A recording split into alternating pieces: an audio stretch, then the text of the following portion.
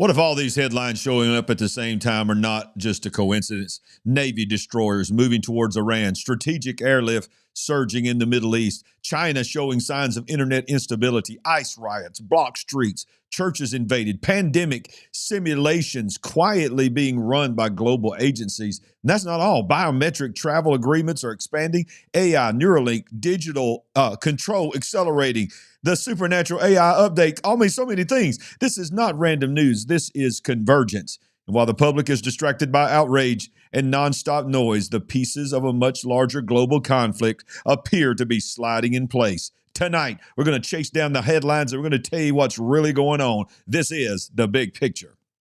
You're watching The Big Picture. All right, come on in, everybody. Let's welcome in the Queen tonight. There she is. There she is, Great to y'all. be back. Come on. Yeah. Well, I would say things are certainly accelerating, as you just mentioned. Woo, without a doubt. My goodness. Man, what a day, what a day. What a week, what a month, what a year. How many times I guess we're always just going to come in here and say, what a day, because our days are always crazy. They are. And we continue to be surprised at the depravity. Yeah. Well, getting to some serious news, and this broke right before we went on the air. The Clintons, believe it or not, have capitulated on the House Epstein inquiry. We'll talk more about the Epstein files in just a moment, but they have agreed to testify. I'll believe it when I see it. And I'm probably going to hear a lot of plead the fifth on advice of my counsel. But former President Bill Clinton and Hillary Clinton, the ex-Secretary of State, agreed to depositions they had long resisted days before the House was to vote to hold them in contempt. I think they thought they could just sort of get away with it, but they just didn't show up, and you just didn't need to worry about it. Exactly. Bill and Hillary Clinton agreed on Monday to testify in the House Oversight Committee investigation into the convicted sex offender Jeffrey Epstein, capitulating to the demands of the Republican chairman days before the House was expected to vote to hold them in criminal contempt of Congress. For months, the Clintons have been adamant that they would not comply with subpoenas from Representative James Comer of Kentucky, the panel's Republican chairman, that they had described as invalid and legally unenforceable. They accused Mr. Comer of being part of a plot to target them as President Trump's political adversaries and promised to fight them on the issue as long as it took. But after some Democrats on the panel joined Republicans in a vote to recommend charging them with criminal contempt, an extraordinary first step in referring them to the Justice Department for prosecution, the Clintons ultimately waved the white flag and agreed to fully comply to Mr. Comer's demands. So I'm very surprised by this. I didn't foresee them actually going to the Hill too. Of course, they're not going to do it publicly. Mm-hmm. They're going to do it in a deposition. And let's remember, it actually hasn't happened yet. So true. Still time to renege again. True. I think they'll probably do it in depositions, and of course they're doing it that way because that's what he did when he said it depends on what is. How many remembers those days? Listen, we better move on. I might pitch a tent right here and just camp for a while. We won't worry. Moving right along. We won't worry. Just go ahead and pitch that tent. All right. So speaking of the White House and Congress right now, Speaker Johnson says the Democrats' demands of removing masks, names on uniforms would create more danger. There are not House GOP votes for that, and he doesn't think President would approve it. Let's listen to what he said. Now, Speaker of the House, Mike Johnson, good to have you here. I know you didn't want a partial shutdown for your birthday, but that's where we are. Are you talking with Minority Leader Hakeem Jeffries? I am, and let me explain quickly what Chad just explained there, a little more detail. So after the 43-day shutdown last fall, the Democrats hoisted upon America, the longest in history. We tip our hat to all the appropriators in both parties. They got together. They were insistent to get all the appropriations bills done. There's supposed to be 12 every year. We did that. And because of their hard work, bipartisan, bicameral, we got that through the process, and now the Senate and House have approved 11 of the 12 funding bills. Now, they modified it because they broke out the Department of Homeland Security bill in the last package, which sends it back to us. It has to be reevaluated. I'm interested in what Hakeem Jeffries said there. He and I have been talking. He said they'll evaluate the bills on their merits. That's great, because the 5 bills coming back to us are exactly the same as they were when we passed it just a couple weeks ago. So the Homeland Security bill will be separated. 2 weeks of intense negotiations to try to figure this out. But what Brandon Gill said there, my House colleague, Republican, is right. We have to allow ICE to do its job. We have to allow Border Patrol to do its job, and we're going to make sure they have the funding to do that. Well, first of all, you've got to get through the House. So they're the Democrats are grandstanding and they're taking advantage of what's going on in Minneapolis and other places in the country, and they're demanding to not fund the government unless they basically defund the Department of Homeland Security and then require all ICE agents and border agents to never wear a mask, wear identity on them, legal ID to show people, a common citizen, to identify themselves to the common citizen, and wear body cams immediately. Right. So they can identify you and hunt you down. Exactly. And come to your home and torture your family. Yeah, sure. That's ridiculous. I mean, this is just violence. This is a spirit of violence. Let's just completely go off the rails and do nothing that makes common sense. Yeah, absolutely. Well, we're going to walk lightly, but this is in the news and people are covering it. So I'm hoping that I'm going to be able to get away with this. Here we go. All right. Last Friday, another dump of the Epstein files happened, right, and millions of files, emails, and so forth. Well, I'm just going to read, and I'm going to skip over some words, and I'm going to let you read some of it for yourself. But and some of y'all be, well, bless God, don't worry about it. Just say it. Well, that's easy for you to say. You're watching it. I'd like to stay on YouTube, and they are very particular about certain words. So just bear with me. Epstein emails reveal predators' shocking claims about none other than, what do you call him? Gates of Hell? Build the Gates of Hell. Build the Gates of Hell. Okay. The latest release of the Epstein files includes a 2013 email from the disgraced financier and person to himself about the Microsoft co-founder, in which Epstein claims that Gates caught something after doing something and wanted to slip something to his wife instead of telling her. Gates insists the claims are completely false. In this 2013 email, written seemingly in the voice of one of Gates' top advisors, Boris Nikolic, was sent only to Epstein himself. The disgraced financier and convicted predator wrote that the Microsoft co-founder was trying to get pharmaceuticals in order to deal with consequences of doing things with Russian birthing people. How about that algorithm? Epstein added that the billionaire had also asked to be provided with medicine so that he could secretly give them to his then wife, Melinda Gates. So we have a detailed email here, and it gets really, really raunchy. It talks about descriptions of his body parts, all these kind of things, and things that diseases that he, as we just said, had. But look, we've all known, and we're not going to worry about covering this. We're going to cover it, and as dirty as it makes you feel and all this, we're going to cover it because it needs to be covered. And here's the bottom line. Here's the sickening thing: is they keep bringing all this stuff out. They keep releasing these things, redacting all these things, but not one single person has been indicted, arrested, or found to be punished in any way, shape, or form. And not one. And to me, and I could be wrong, it seems like with every new round of release, it's like they up the ante and it gets a little nastier or more seedy what they release and, let you process and be exposed to. Is it just me or? No, it's definitely not. Which leads me to ask the question, what does this look like 6 months from now? What does this look like next year?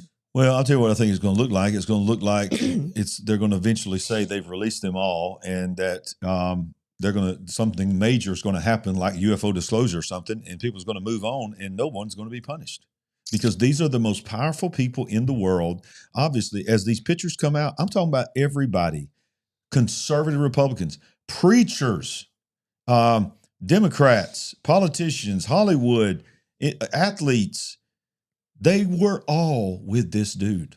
Yes. Now, just because you're in a picture with somebody doesn't implicate you. Okay, and that's one of the things that Donald Trump. I'm gonna play a video from him of what he said about it. He's like, "Yeah, I knew the guy. It's very obvious. It's like he hated me and all this kind of stuff." Well, they're still trying to pin it on him. I don't know what the truth is on that or not. But just because you got a picture with somebody, doesn't mean anything.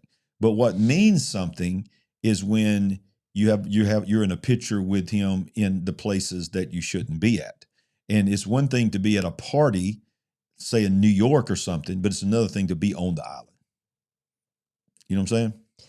Just saying. Yeah, I've got all kinds of things rolling around in my head right now. And people talk, and it's not like this was a 5-year period. We're talking about multi-decades decades. here. We're Yeah. talking about so many people, and we're talking about every genre that you covered: rich, nobility, politician, actor, athletes, musicians, singers. I mean, I'm sorry to say, you said it, clergy, Yeah. pastors, people in ministry.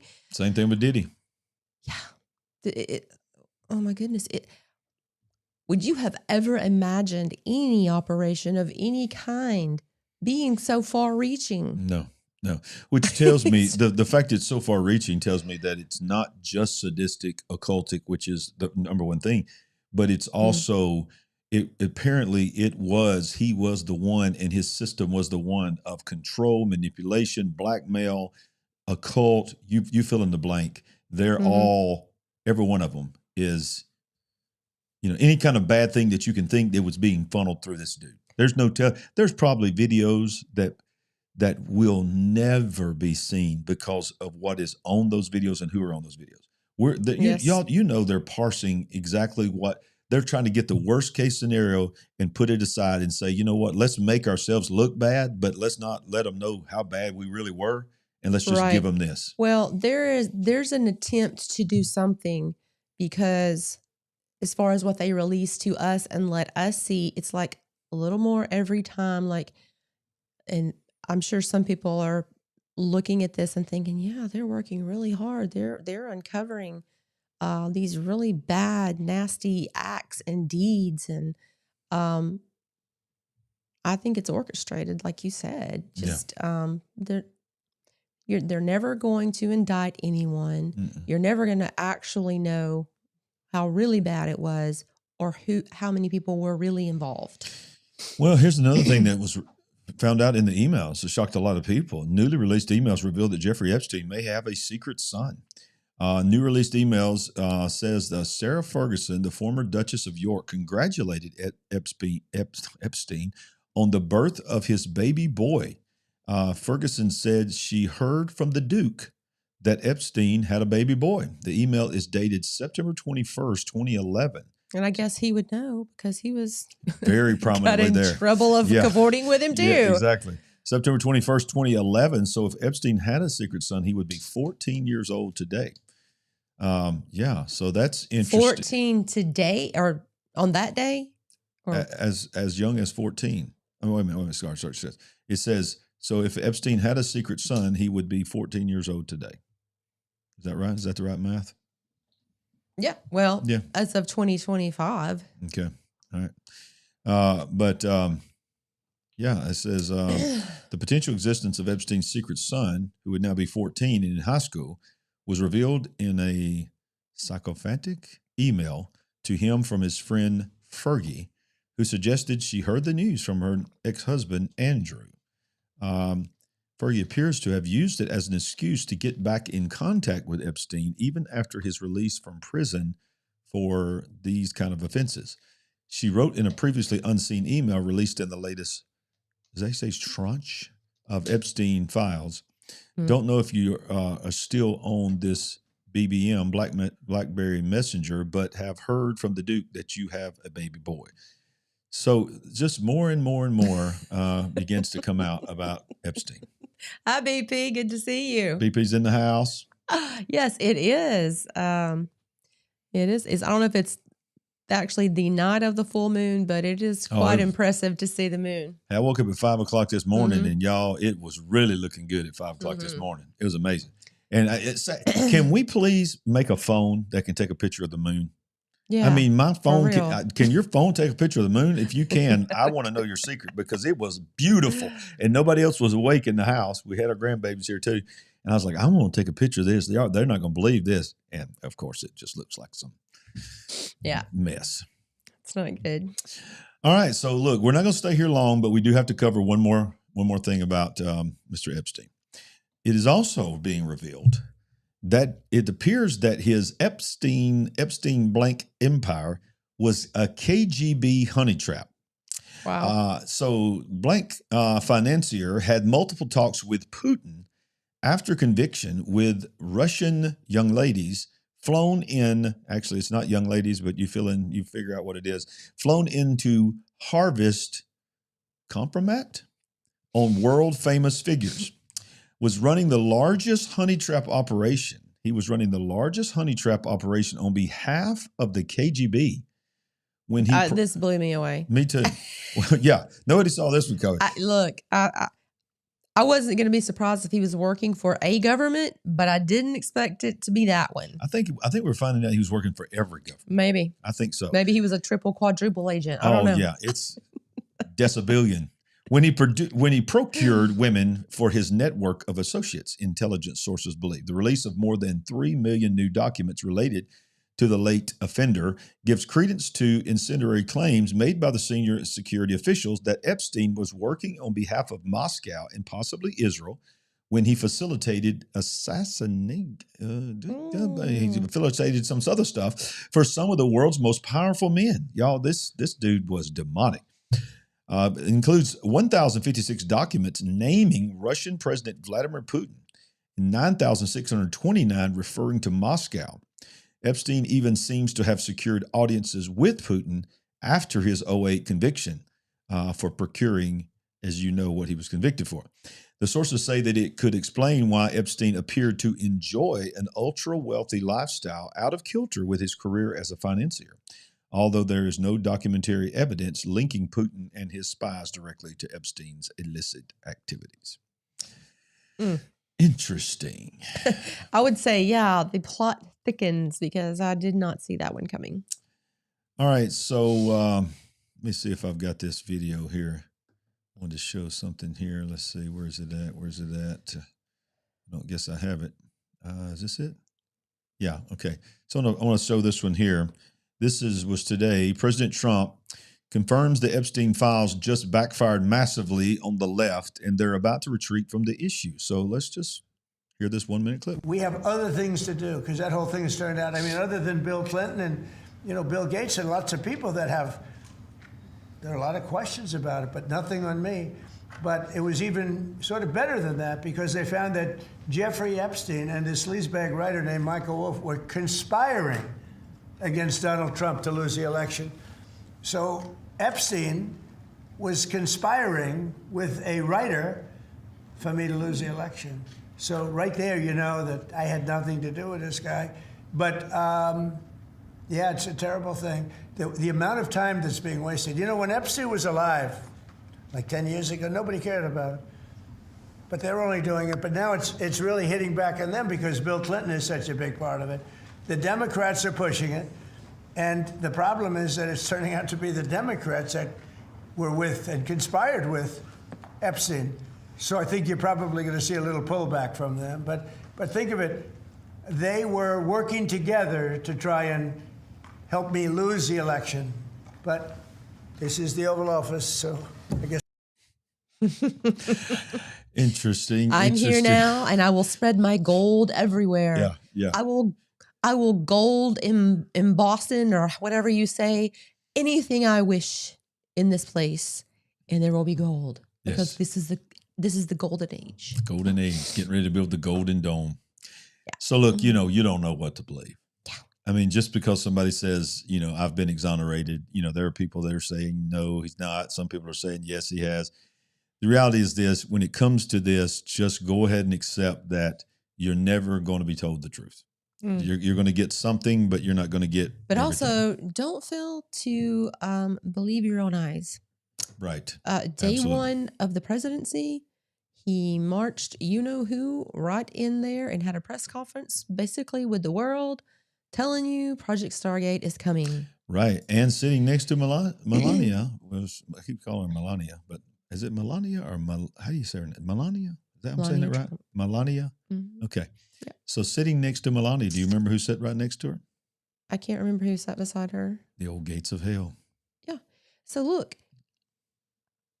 I know that there are varied opinions just on this channel Mm-hmm. of how people feel Yeah. on both sides. But when something is right in front of you, we shouldn't have that much trouble figuring out we're in trouble, okay? Yes. This is part of Skynet. This is part of the, what is a good way of putting this? The sky fence. This is part of the control grid. And our new president on day one Yeah. Brought in the beast makers. brought it in and let you peer behind the curtain of the beast control system. That's how I feel about it. Boom. There it is. Well, listen, there's other things going on in the world, mainly Iran, and I've got some comments on that, but I want to just play a little clip here from Donald Trump. What's going on, guys? Actually, You guys could start a regional war, and I wanted to just play for you what Trump said in response to that. So this is coming from Mar-a-Lago. Trump was asked by a reporter what he thought about the supreme leader of Iran's statement saying that the U.S. attack could start a regional war. So take a listen to what he had to say. Sir, on Iran, the Supreme Leader today said that U.S. attack could spark a regional war. Do you have any response to that, sir? Why wouldn't he say that? Of course you're going to say that, but we have the biggest, most powerful ships in the world over there, very close, a couple of days, and hopefully we'll make a deal. If we don't make a deal, then we'll find out whether or not he was right. Wow. Okay, so I wanted to play that little clip, and I wanted to tell you that there's a lot of things going on when it comes to Iran. They're moving a lot of ships over there. Yeah. And continuing to kill people. Oh yeah, the Iran. Last week we reported that some people are saying 60 to 80,000. I think we said for sure 20 that but they're up admitting to 60. to. Yeah. Yeah, I mean, this is another very, very horrible thing. It's very horrible. People just want to live. They want freedom. They want some kind of modicum of self-respect, of some kind of future for themselves and their families. And because they won't comply, they're just being mowed down. And it just breaks my heart. Yeah. Oh my goodness. Yep. Well, the United States is deploying combat sent to Middle East, redeploys USS Nimitz. This was very interesting to me. The United States is deploying one of only 2 combat sent aircraft in the world to the Middle East. An American RC-135U combat sent departed Okinawa and is assessed to be headed towards Al Udeid Air Base. Only 2 RC-135U aircraft exist worldwide. The platform is designed to detect, analyze, and characterize adversary radar systems by collecting electronic signals and signatures. So this is some sort of a reconnaissance, Something like that. Yeah. craft. Such deployments are only associated with heightened regional tensions and advanced intelligence gathering just prior to military operations. But this is the thing that's shocking. Being told this morning that the aircraft carrier USS Nimitz has been ordered to deploy to the Middle East, signaling an expanding of U.S. military posture and rising regional tensions. The Nimitz was supposed to be retired. Is this the same Nimitz that has a storied history of the UFO deal? Yes, absolutely. That Nimitz? That same Nimitz. It's supposed to be retired, but they're bringing it out of retirement. Pulling him out of retirement, and that is interesting. Not that we didn't have an impressive buildup already on the way over there. Yeah. But a lot of people are saying, we covered this last week, is, the people of Iran have got to be saying, where is this help that you promised? You said help is on the way. It's been weeks. It's been weeks since the president proclaimed, they still have power. You better not harm those protesters. Yeah. You better not do anything to those protesters. But what I think is going to be, I think, maybe disheartening, not maybe, but disheartening is, and maybe this is just a chess piece on the board here, but talking about negotiating with the Ayatollah to remove their nuclear power, the people of Iran are saying, we don't want you to negotiating with these people at all. These people have killed multiple family members of all of ours. They need to be removed. Well, first of all, is he even in the country? Well, it depends on who you follow. He's either in Russia or he's underneath the ground. Reported he supposedly left the country, this and that. But, I don't blame him. Let's go ahead and do that regime change. I mean, and then, of course, that makes me nervous because right. You got a good history with that. Here's my country over here, being the policeman of the world again. And, that might not turn out awesome. Yeah. Well, speaking of just awesome, how about LarryRagland.com?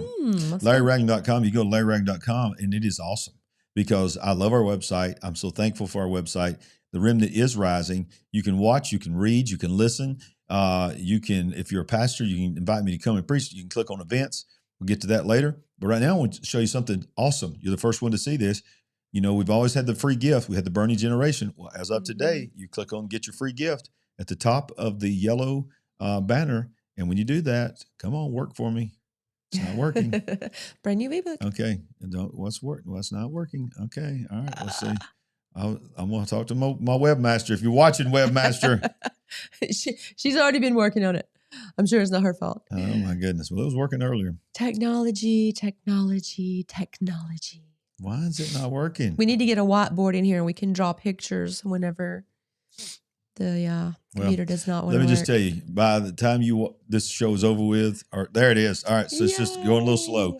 So when you click on get your free gift, it's going to pop up. We got a brand new ebook that when you put your name and your email in, you're going to get a copy of it. There's no credit card required, nothing. It's just going to put you on an email list called the Noah Generation. And if you're already on that Noah Generation, you get an email from me every Friday that's just for you. But you're going to get a brand new ebook that I just wrote. It took me a couple of weeks to write it. It's called The Year of Acceleration, 2026, the Year of Acceleration. That's my gift to you for simply joining our email list. So wonderful. How timely. I think it is. We are in the year of acceleration. Absolutely. Well, let's continue in the news. This is interesting to me. It is saying that the deep state is now targeting Director of National Intelligence Tulsi Gabbard after her involvement in the 2020 Fulton County election fraud investigation. It's another thing that when we first started this channel, you couldn't even say the word election fraud and you'd get kicked off YouTube. Of course, Donald Trump got kicked off YouTube. Remember, he got deplatformed on everything. Yes, he did. Last week, DNI Tulsi Gabbard joined federal agents who raided the records warehouse of the Fulton County, Georgia Board of Elections. According to Fox News, the raid and the facility was ongoing on Monday. Agents retrieved documents, phones, and computers after a judge signed a warrant. Now the claws are coming out for Tulsi Gabbard. Tonight, FBI agents are going through materials found today during a search of the Fulton County, Georgia election office. That search is said to be related to the 2020 election. Correspondent David Spunt has details tonight. Good evening, David. Brett, good evening. FBI agents are still on site at the records warehouse for the Fulton County, Georgia Board of Elections. The matter is sealed before a court, meaning details are limited, but we can report this is related to the 2020 presidential election. Sources tell Fox News that agents retrieved documents, phones, and computers after a judge signed a warrant. President Trump has long made Georgia, and specifically Fulton County, a target of his complaints relating to the 2020 election. Shortly after that election, Trump spoke to Georgia's Secretary of State, Brad Raffensperger, and said he needed 11,780 votes to win the state. At the time, Raffensperger said he felt pressure from Trump and denied any widespread election fraud. He continues to deny it to this day. Now, Fulton County District Attorney Fani Willis brought state criminal charges against then former President Trump and others in 2023 for conspiracy to overturn the election. But her prosecution, Brett, was eventually derailed completely after it was revealed she had an intimate relationship with the top prosecutor on her team, and it could have tainted the case. Late last year, a judge dismissed the case in its entirety. Now, Brett, last month, the Justice Department sued Fulton County, Georgia, seeking access to 2020 voting records after state officials allegedly failed to respond to a subpoena. Fox News has learned the head of the FBI's Atlanta field office was recently forced out in recent days, but it's unclear, Brett, if this is all related. Oh, dear God. Wow. I'm getting a headache remembering living through that. We actually lived through the drama within the drama of Fani Willis. Yeah, yeah. Hey, go back to that comment from Christina Sheriff, 6188. There it is. I can't say a lot, but what I can say is President Trump is keeping his promise to keep the Iranian civilians, help the Iranian civilians. It takes a lot to get things ready. President Trump is working hard on this. That made me feel better about the situation. I certainly hope that that is what's happening. Yeah, me too. And that gives us hope that some justice can come. Thank you, Christina. Absolutely. All right, let's continue in the news. If you haven't smashed the like button, subscribe to our channel. Do it now. We always have new people coming in on Monday night. We're very, very thankful for that. And hey, we're just a husband and a wife just sitting in an extra bedroom. That's right. Reporting on the news. With the dogs barking outside the window. Exactly. They're probably chasing yet another squirrel up a tree. We do not have experience. We have not been professionally trained. We're doing the best we can. So I hope that it's adding value to you, to your life in some way, shape, or form. Continuing on back on what's going over in the Middle East, 8 U.S. Navy destroyers forward positioned for operations against Iran. It just keeps ramping up. I mean, the U.S. Navy has positioned 8 Arleigh Burke-class destroyers in the Middle East for potential operations against Iran. As speculation has grown, the United States could initiate a high-intensity conflict with its long-standing regional adversary. Then, of course, they've talked about the stealth destroyers that are there, the Zumwalt, which have been proven highly problematic and are not fully operational. The Arleigh Burke class is the only destroyer class in the U.S. Navy service and is by far the most capable of the world outside the navies of China, Japan, and South Korea. With the first of the ships launched in the waning years of the Cold War, the Arleigh Burke class is an aging design, albeit one which has been incrementally modernized over time, with new generations of sensors, armaments, and other subsystems having continued to be integrated. So, what we're doing is we're just rapid firing the fact that whether this is going to go like we're thinking it, we originally thought it was going to go or not, it certainly looks that way. It looks like they are getting ready for something major. Sure. And maybe if you are the parent of a service young man or young lady, you may know even more as far as deployments. I'm sure they can't tell you any, information, but just knowing how many and where they're going might lead some people to some conclusions. And I don't know. We don't need too much information to get out there, but I don't know. I'm just curious. Yeah, me too. I have so much curiosity. Yeah. You know what they say about curiosity, so be careful. Watch yourself. Watch yourself. China's president, don't know if this is true or not, is being reported may have suffered a stroke. Military units appear to be in revolt. This is what some people are leaking out of China. China's President Xi Jinping has reportedly suffered a cerebral infarction, which would be a blockage of an artery in the brain, commonly known as a stroke. Yeah. At the same time, or maybe to cover what's taking place, there appears to be 2 separate interval revolts happening inside China.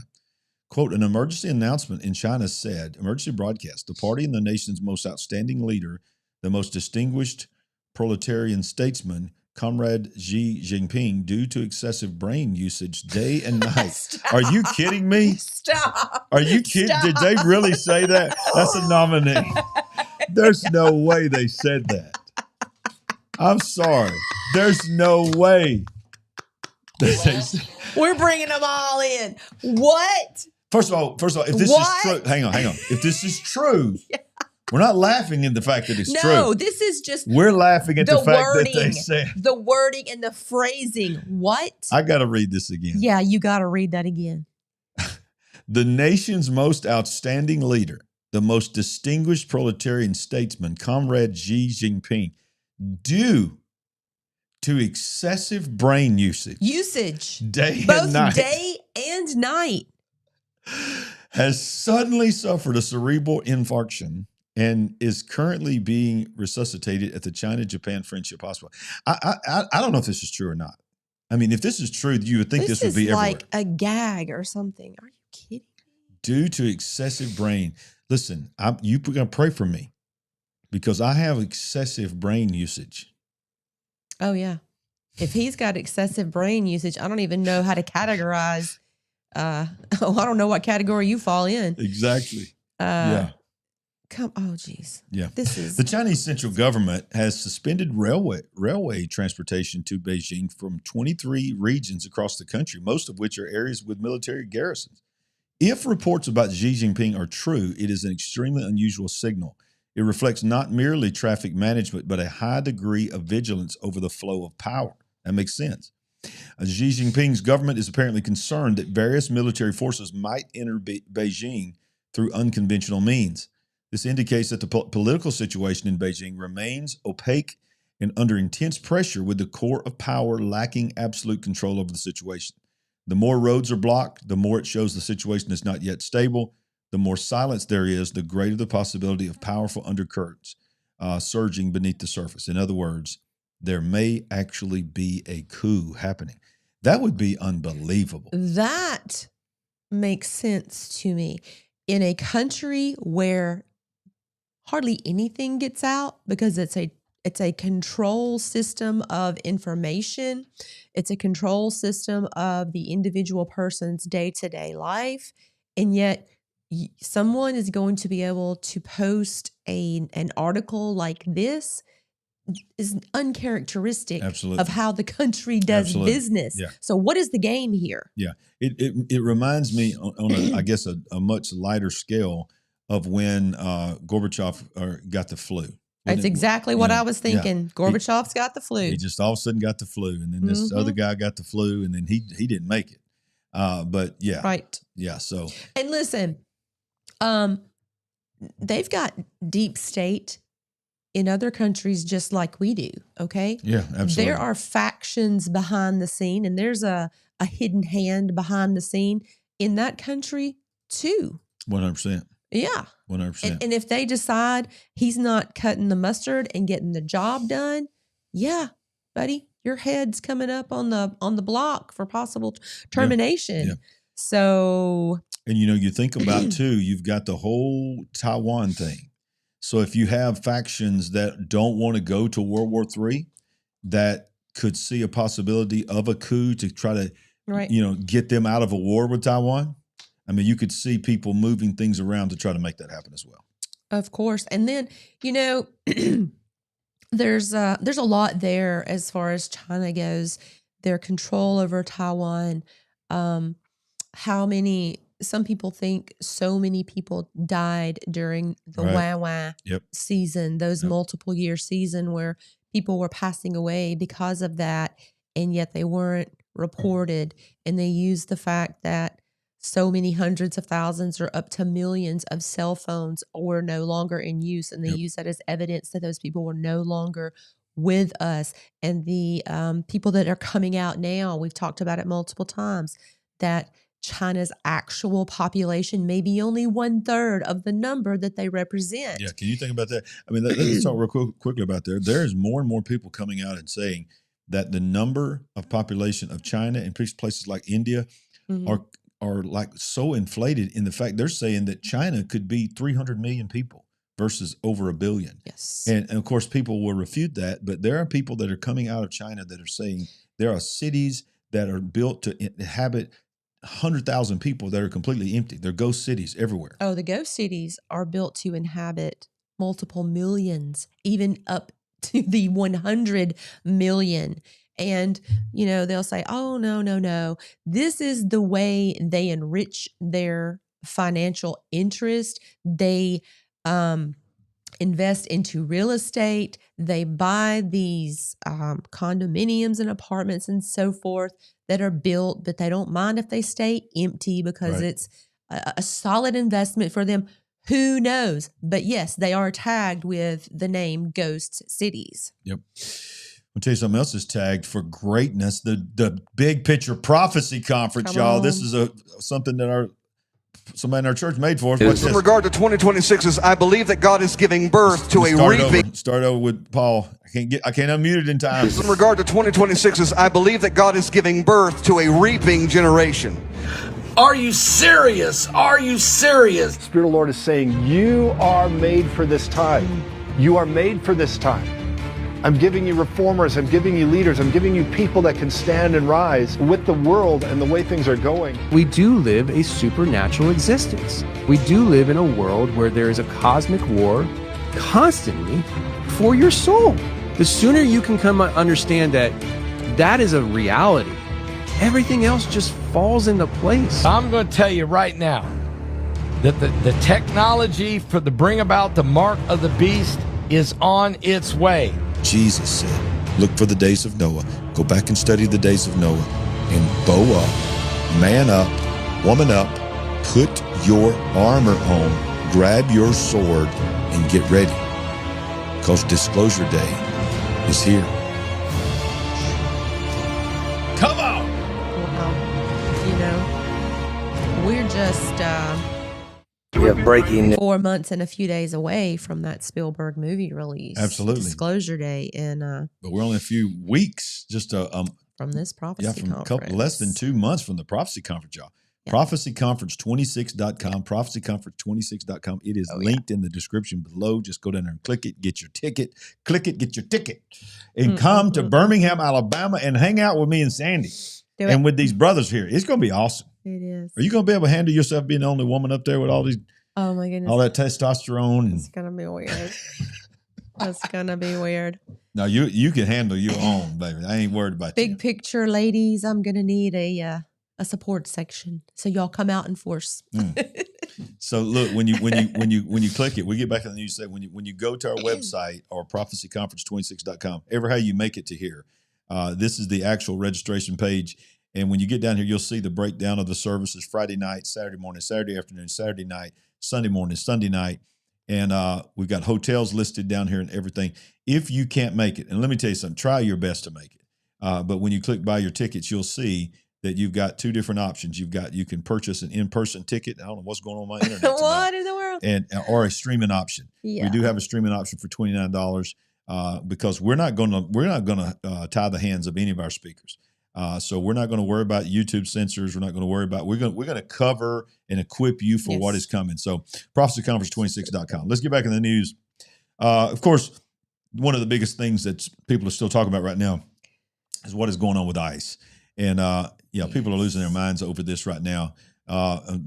Diametric opposed opinions on both sides. There's a few people that might just sort of be down the middle, but most people are on one side or the other. And they just sort of get in those camps. But the ICE wars is what they're calling them. Minneapolis insurgents set up barricades, block cars, run license plates, check IDs. I mean, they have access to police data. These people have access through their signal chats and all this. They can run your license plate on site and see who you are. Insurgents in Minneapolis barricaded several streets this weekend with what they call an ICE filter checkpoints, stopping cars to check license plates and IDs to prevent federal immigration enforcement operations. Crime Watch posted photos from Sunday's neighborhood ICE block party with details on the location and a plea for the local government to do something. Submitted from South Minneapolis, agitators have set up roadblocks, this was the message, and are checking people's ID who try to pass through the area from 32nd to 34th and Cedar Avenue. This is absurd. Contact us immediately. And this is a picture of it here. This is crazy, y'all. This is the world we live in. This is Minneapolis. They're setting up at red lights, checkpoints like police are supposed to be doing. And again, who's taking care of these people when they go home or go to the hotel at night and transporting them and feeding them? That's a lot of money. If they've got a home or apartment wherever they came from, where's the money to keep all of this machine going and moving? Yeah, that's what's this. I make no guarantees of language. I hadn't watched all this. Here in South Minneapolis, we just actually spoke to some of the individuals, if you want to just check out here, wearing the kind of black block covering their faces. They have this kind of blockade here where they're stopping some vehicles. Actually, Eric, if you could point down there, they're actually stopping this vehicle and they check the out-of-state plates just to see if they're ICE. And what's interesting is just moments ago, down there, we have an Uber driver. He's from Somalia. He's clearly not ICE. And they said that in their database that vehicle was popping up as an ICE vehicle. So we were questioning them about this database that they're using. Obviously, there's some type of network or communication. According to them, local law enforcement hasn't even came in and stopped. So Eric, just kind of shoot some of this and check it out. They're on the phones. I guess they were checking the license plate. We heard in their walkie-talkie that the license plate that they ran is not ICE, but you can see they're on their walkie-talkies kind of talking. We want to find out a little bit more about the database, but they don't want to answer our questions. So this is the situation right now here in South Minneapolis. It's called like a blockade. Hey, how you doing? How in the world what do they have that on the spot there in a matter of seconds? They can run your license plate and determine whether you're ICE or not. Yeah, that's a lot of coordination. What are they tied into? A lot of coordination you got going right there. And meanwhile, average mom and pop just trying to live their life in this city of madness. I remember thinking about, Portland and Seattle, just feeling so sorry for them. Now it's like, man, I have pastor friends and minister friends that live in Minneapolis. And my heart breaks for them. I talked to one of the pastors the other day. It was just like, it's everything you see on the news on steroids is what we're living through. I mean, they can't even just, some neighborhoods cannot go to the gas station. Yeah. How about that? Go to Walmart. Go buy groceries. I rarely hear anybody talking about that, and defending those people's rights and talking about how hard it is on them. Well, you remember when this past week that Don Lemon and his crew went in and invaded the church, right? And we've talked a lot about it at our church. We've talked to our security team and all this, and I've been preparing our church, and I've been telling other pastors, look, don't think that this is just in liberal havens. They're coming after the red states too. This was a test case, what they did in that church in Minneapolis, not just to see how that church would respond, but to see how the church and America would respond. And I'll be honest with you, America has not responded well at all, and the church hasn't either. Right. In fact, you got Christians that are telling people to just stay in their lane and stay out of politics and all this kind of stuff. I'm done with that mess. But watch this. This is former pastor of that church that was invaded in Minneapolis. He has a message. His name is Joe Rigney. He said, a pastor who helped to launch City's Church in St. Paul, Minnesota, warned the nation that the protests at the congregation were a harbinger of spiritual crisis for America as a whole. Rigney, who now serves as associate pastor for Christ Church in Moscow, Idaho, used to live in Minneapolis area and was part of the team that planted City's Church. Earlier in January, the church gained nationwide attention after a left-wing mob accusing one of the pastors of working for Immigration and Customs Enforcement disrupted Sunday morning service. In an interview with Tucker Carlson, Rigney cautioned that there is escalating violence on the left of normal Christian people. I just want to underscore that piece of it per a transcript. I haven't played this, so I don't know if this will go right to it or not. Let's see. Of the protesters attacking people in church for being white and Christian. That was in St. Paul, I think. City's Church in St. Paul, Minnesota. Joe Rigney is one of the founders of that church, I believe, and I hope he'll pardon me if I've mangled any of his bio, but he joins us now. Joe, thanks so much for doing this. Tell us about what happened at that church. Yeah, so that's my former church. I was a planting pastor at the church. I'm no longer there. I live in Idaho now for the last 3 years. But I was in Minnesota for 18 years, including through 2020 and all of the riots during that year. But what happened was during a service, normal Christian worship service of a normal evangelical church, an organized, planned, and coordinated group of people entered the church during its second service. It was the first Sunday they'd had a second service. The church was growing. Wow. And so they had a second service, added one. And they'd already had one. The preacher had preached a message from the Gospel of John, chapter 13, called Love One Another.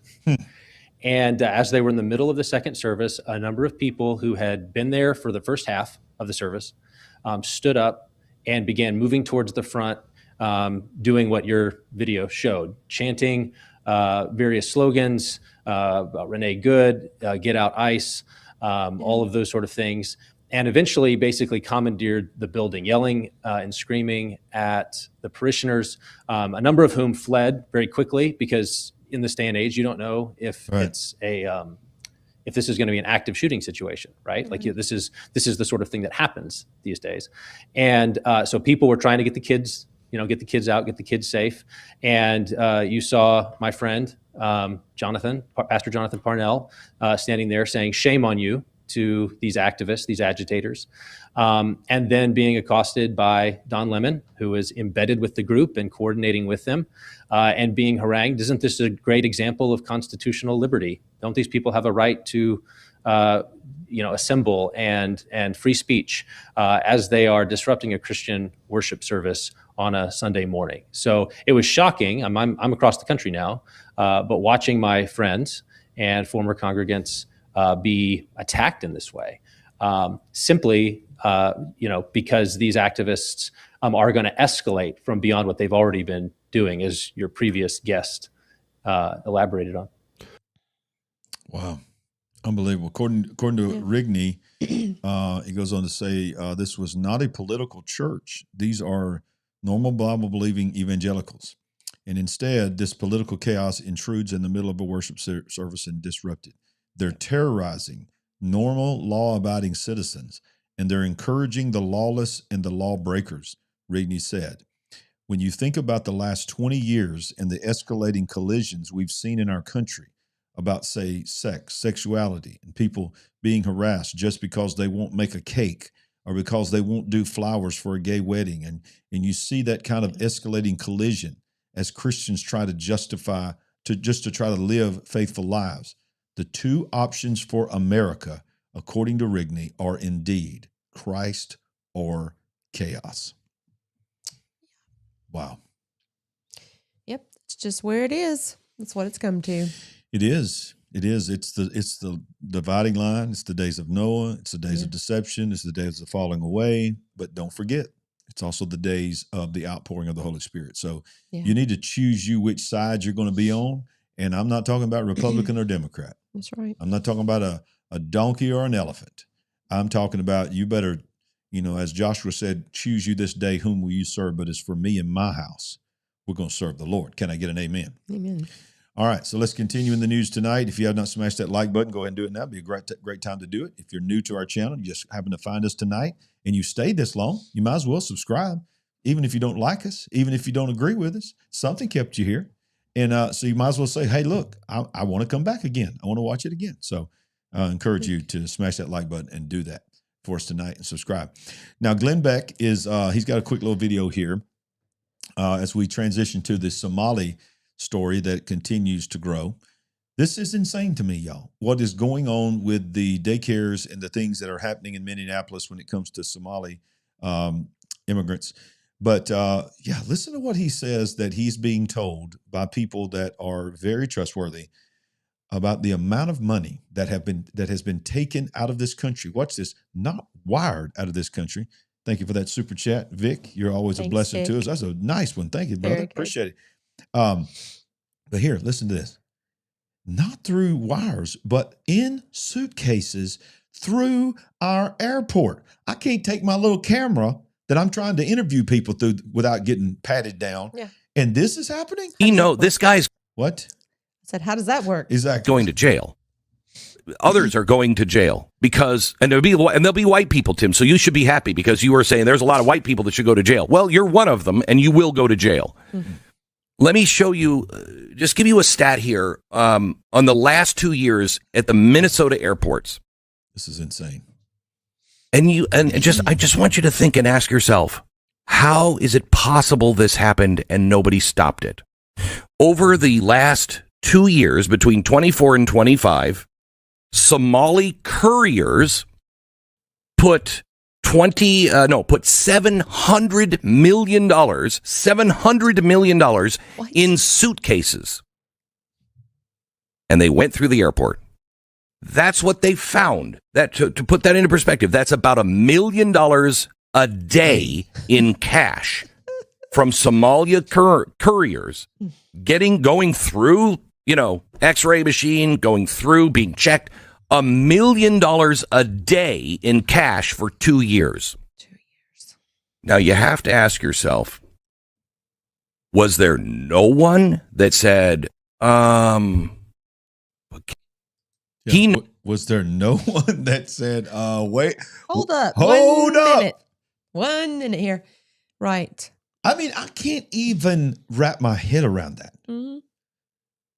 You can't take a pair of clippers through that, but so that tells me there is a system of people being bought off from the TSA. Yeah. There have to be people in the Minneapolis airport that's getting kickbacks to say, look the other way. Just let that suitcase go through. Exactly. Then it's going on the plane. Then there's a system that, you got to put it in through the luggage scanner, because it's not just the scanner there. It gets scanned again before it goes into the plane, I think. And then you get to Somalia, and then you got a system that's taking that cash off and processing that cash. And that cash, ladies and gentlemen, let's not forget, is taxpayer money. It's not money being generated by a product or a service. Yeah. It's money that's being given to them by the government. Our money. And again, what are they doing with it? Yeah, what are they doing with it? What is Somalia doing with it? Mm-hmm. What is happening? What is being done with that money in Somalia? Any guesses? Oh, boy. I got some guesses, but I probably don't need to say it. So much. Oh, yeah. Yeah. You having fun? So much fun. Okay. Well, you look pretty. Thank you. Okay. All eyes are on California. Of course, Gavin, I'm going to try to say his name right, Newsom, because I hear it quoted by Donald Trump in another way. It is stuck in my head. Only 18%, not only 18%, that's another one. Not only, this is a high number. 18% of total U.S. home health care billing, watch this, in the United States is coming from one county, L.A. County. What? 18% of the whole nation's U.S. home health care billing is coming out of L.A. County. One county? One county. But then watch this.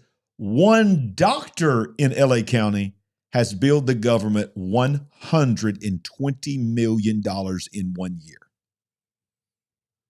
There is so much fraud in this nation. Yes.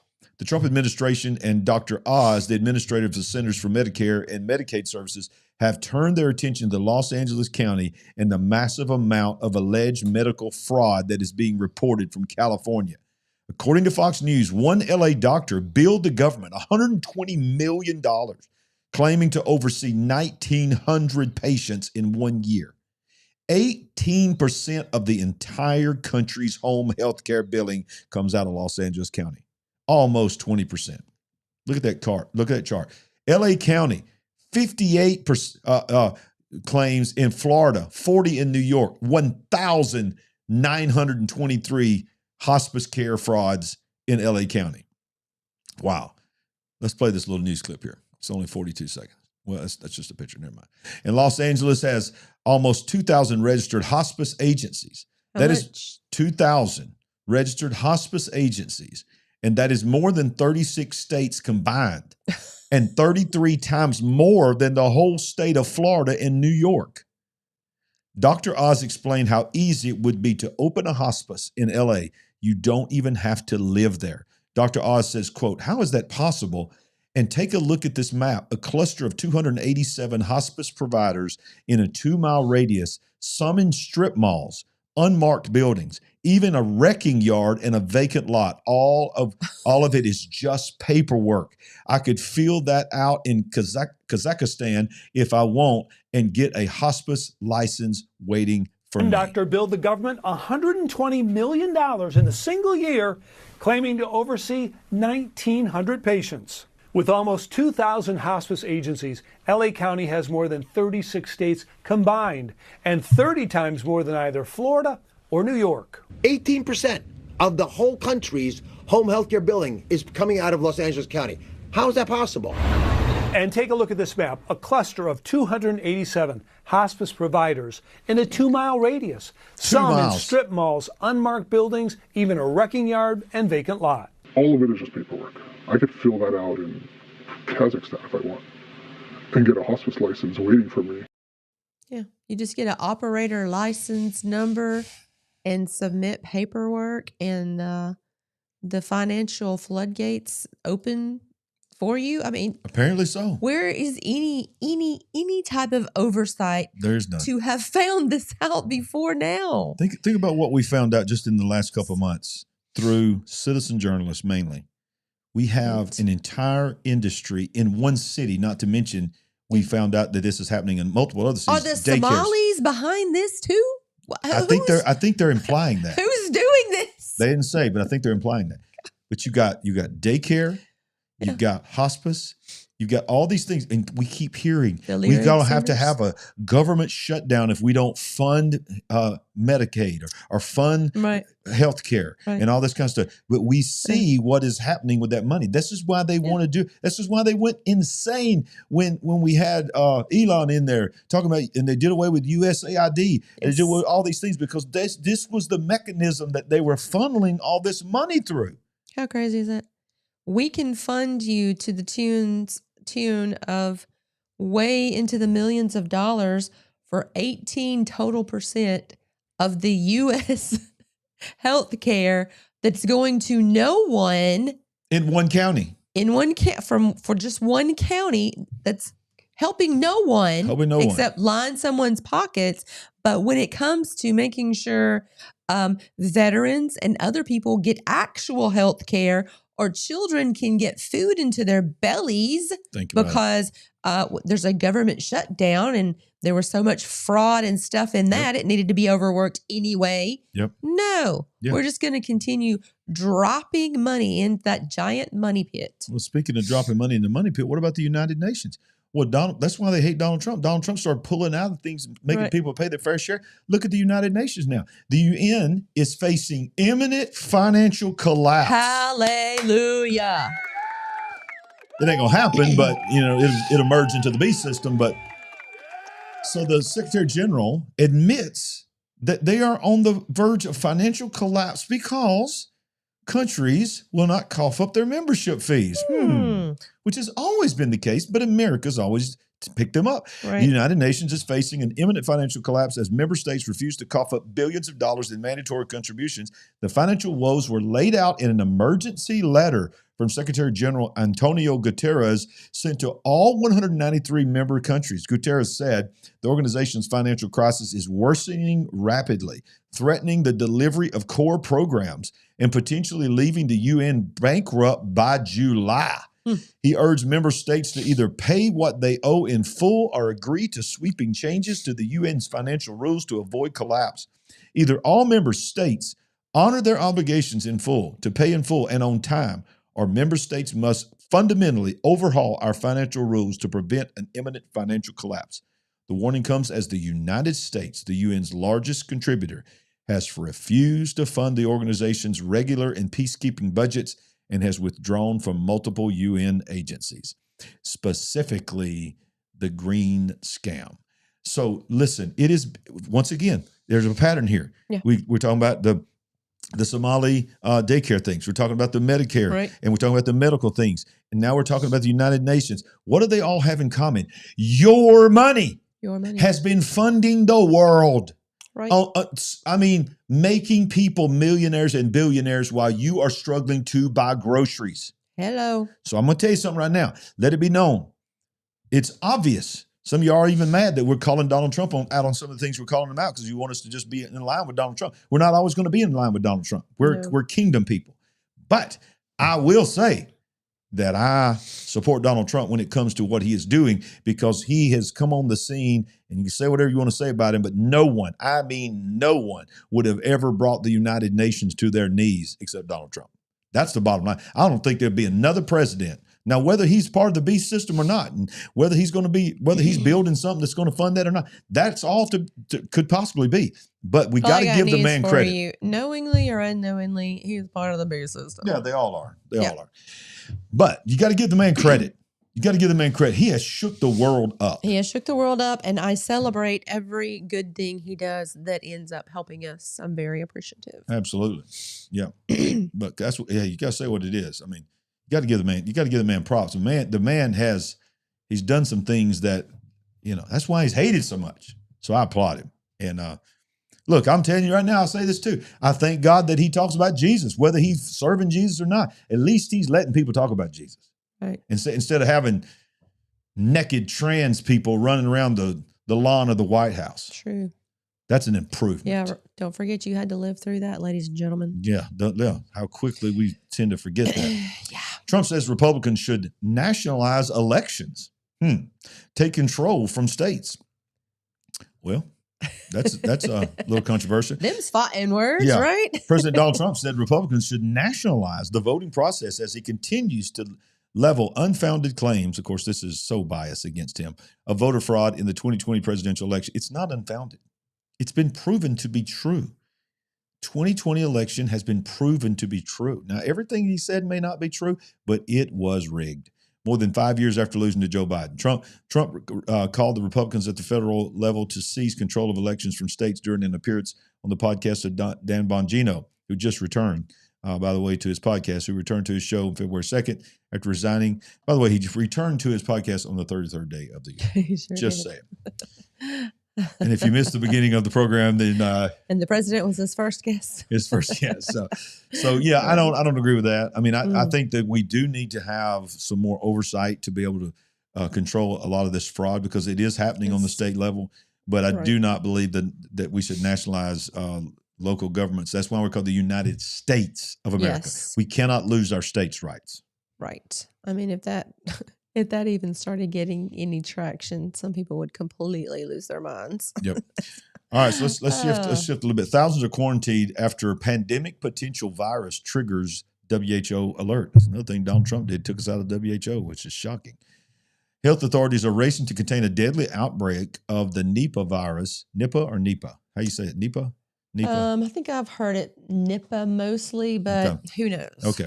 Already put thousands of people into quarantine and revived memories of the early COVID years. Governments are treating the pathogen as having clear pandemic potential, even as the World Health Organization urges a measured response and stresses that the current clusters remain geographically limited. Are you hearing any of your people talk about this? Mostly what this article right here is talking about, concern that it's going to get more and more traction and that the control mechanism is going to come in and that we may possibly have a repeat of what we've already lived through, and nobody wants to see that. Nobody wants to see that. But I can tell you right now, they may shut me down on YouTube, but they ain't shutting my church down. I done made that clear. They may take me to jail. And I'm not saying that I wouldn't get sick and have to miss a service or, whatever, but we ain't shutting down. We are not barring the doors of the house of God. You hear me, government? You hear me, governor of Alabama, president of the United States? I ain't shutting down for the government ever again, because that was the plan. I'm telling you right now, I believe ultimately at the bottom of everything was to shut the Christians down, which would rise up in that moment. Hey, Anthony, good to see you tonight. Hey, man, that's my son right there. What'd you say about dad jokes? Virus bound to put a Nipah in the air. Put a Nipah in the air. Dad jokes. Well, the good thing is you're not alone in your sentiments about you're not doing that again. Not going back. It was ridiculous what we've lived through once, and there are enough people with a chip on their shoulder about this that I don't think it will go down as it did the last time. It made me think of, I have random thoughts. My mind just goes there places sometimes. You mean that it wanders? It wanders. Aimlessly. When you said a chip on your shoulder, do you know where my mind went to? I'm gonna age myself, and only my seasoned viewers will get this one. To the What's this? Rayovac What's this? battery commercial from the 70s. Yeah. Hey, knock this off my shoulder. I dare you. I dare you. Some of y'all are like, what are you talking about? I mean, that. Come on, y'all. Y'all, that was the heyday of commercials. Right. You see this? Knock it off my shoulder. See that? In regards to a battery. I dare you. It's a battery. That makes no sense. 0 cents right now. Search on YouTube for it. 0 cents right now. And it didn't make a whole lot of sense back then. But it was awesome. I mean, you were scared of that dude. And by the way, he was like 5 foot tall. He was just a little tiny guy, but he wore them platform shoes and he was a tough guy. Robert Mitchum? Yeah. Why not Mitchum? That wasn't Robert Mitchum. I can't remember what his name was. Mitchum. Anyway. But he put that little battery up here and he'd say, knock it off. I dare you. I dare you. It's just you just look silliness. That's what I thought. I could help it. Question marks in the chat. I'm assuming they're like, what are you talking about? Does anyone know what I'm talking about? Reminds me of the Fonz. I want to know, does anybody remember the battery commercial? How many of you know who the Fonz is? Oh, look at that. I remember it. Jen Ray said she remembers it. Yeah. All right. So she must be old people, I guess. Yeah. No, we're not calling you old. We're just calling you seasoned, Jen Ray. Okay. Seasoned. Sure. Seasoned. Whatever. All right. So guess what's happening in the United Kingdom? And don't think for a moment this is not coming to your country, because it is. Okay, when commercials were good, not like today, all drug companies. True, true. Come on. I want to know if BP's still in here, if he remembers it. All right. Yeah, you didn't, back in the days when you didn't have to have a disclaimer. Blake was his last name. Yes, that's right. Blake. Robert Blake. Okay. Yeah. Robert Blake. Yeah, that was him. When you didn't have to have a disclaimer that was almost as long as the content of the actual commercial. Yes. All people, our seasoned people are coming in now. They're Robert coming in. Conrad. Oh, Robert Conrad. They're calling him Robert Blake and Robert Conrad. I don't know which one it is. It's Robert. Happy days. Am I lost? No, it was. I share. I'm going to get back on the news. Okay. I'm sorry that I took us all down this road. The Happy Days was the Fonz, but this was not the Fonz. Okay, here we go. Okay, Butterfly Express. You just look it up. You can find something. Yeah, you can find it. It's there somewhere. I'm 65 and I don't remember it. Well, Butterfly, moving on. Is what it is. Is what it is, babe. In 2024, there were approximately 10,000 arrests for speech in Britain. UK statutes under which speech or communication offences can lead to an arrest are Communications Act 2003, Malicious Communications Act 1988, and the Public Orders Act 1986. There's a few others that they use in their arguments, like the Human Rights Act 1998 and Protection from Harassment Act 1997. In the UK, being offended is subjective, but also a crime, especially if you violate the safe access zones. These are legally defined areas where activities are restricted, which is part of the Public Orders Act 2023. Here are some of the criminals the UK arrested. Graham Linehan for X posts. Isabel Vaughan Spruce arrested for praying silently. Simon Hill arrested for screaming, "Who elected him?" referring to King Charles. Clive Johnson charged for preaching a sermon. Luke Yarwood in prison for publishing material intended to stir up racial hate. And Lucy Connolly 31 months for a post blaming stabbings on asylum seekers. Dangerous These are the people criminals. They've literally been arrested. We had to get them off the streets. For praying silently, for preaching, for yelling, "Who elected the king?" That's a valid question. Nobody elected him. and people that, well, that's the UK. That could never happen in America. Seriously? They are a precursor. You better believe it. Whatever happens over there, you better watch closely because it's going to try to make its way here. I knew if Delane, the knower of all knowledge, would come in. He said Conrad was also in Baba Black Sheep. Oh, I love that show, man. Baba Black Sheep. We are going down the memory trail. Go search for Baba Black Sheep on YouTube and look at some clips from Baba Black Sheep. Come on! That was when TV was real TV. Yes, we are walking it back tonight.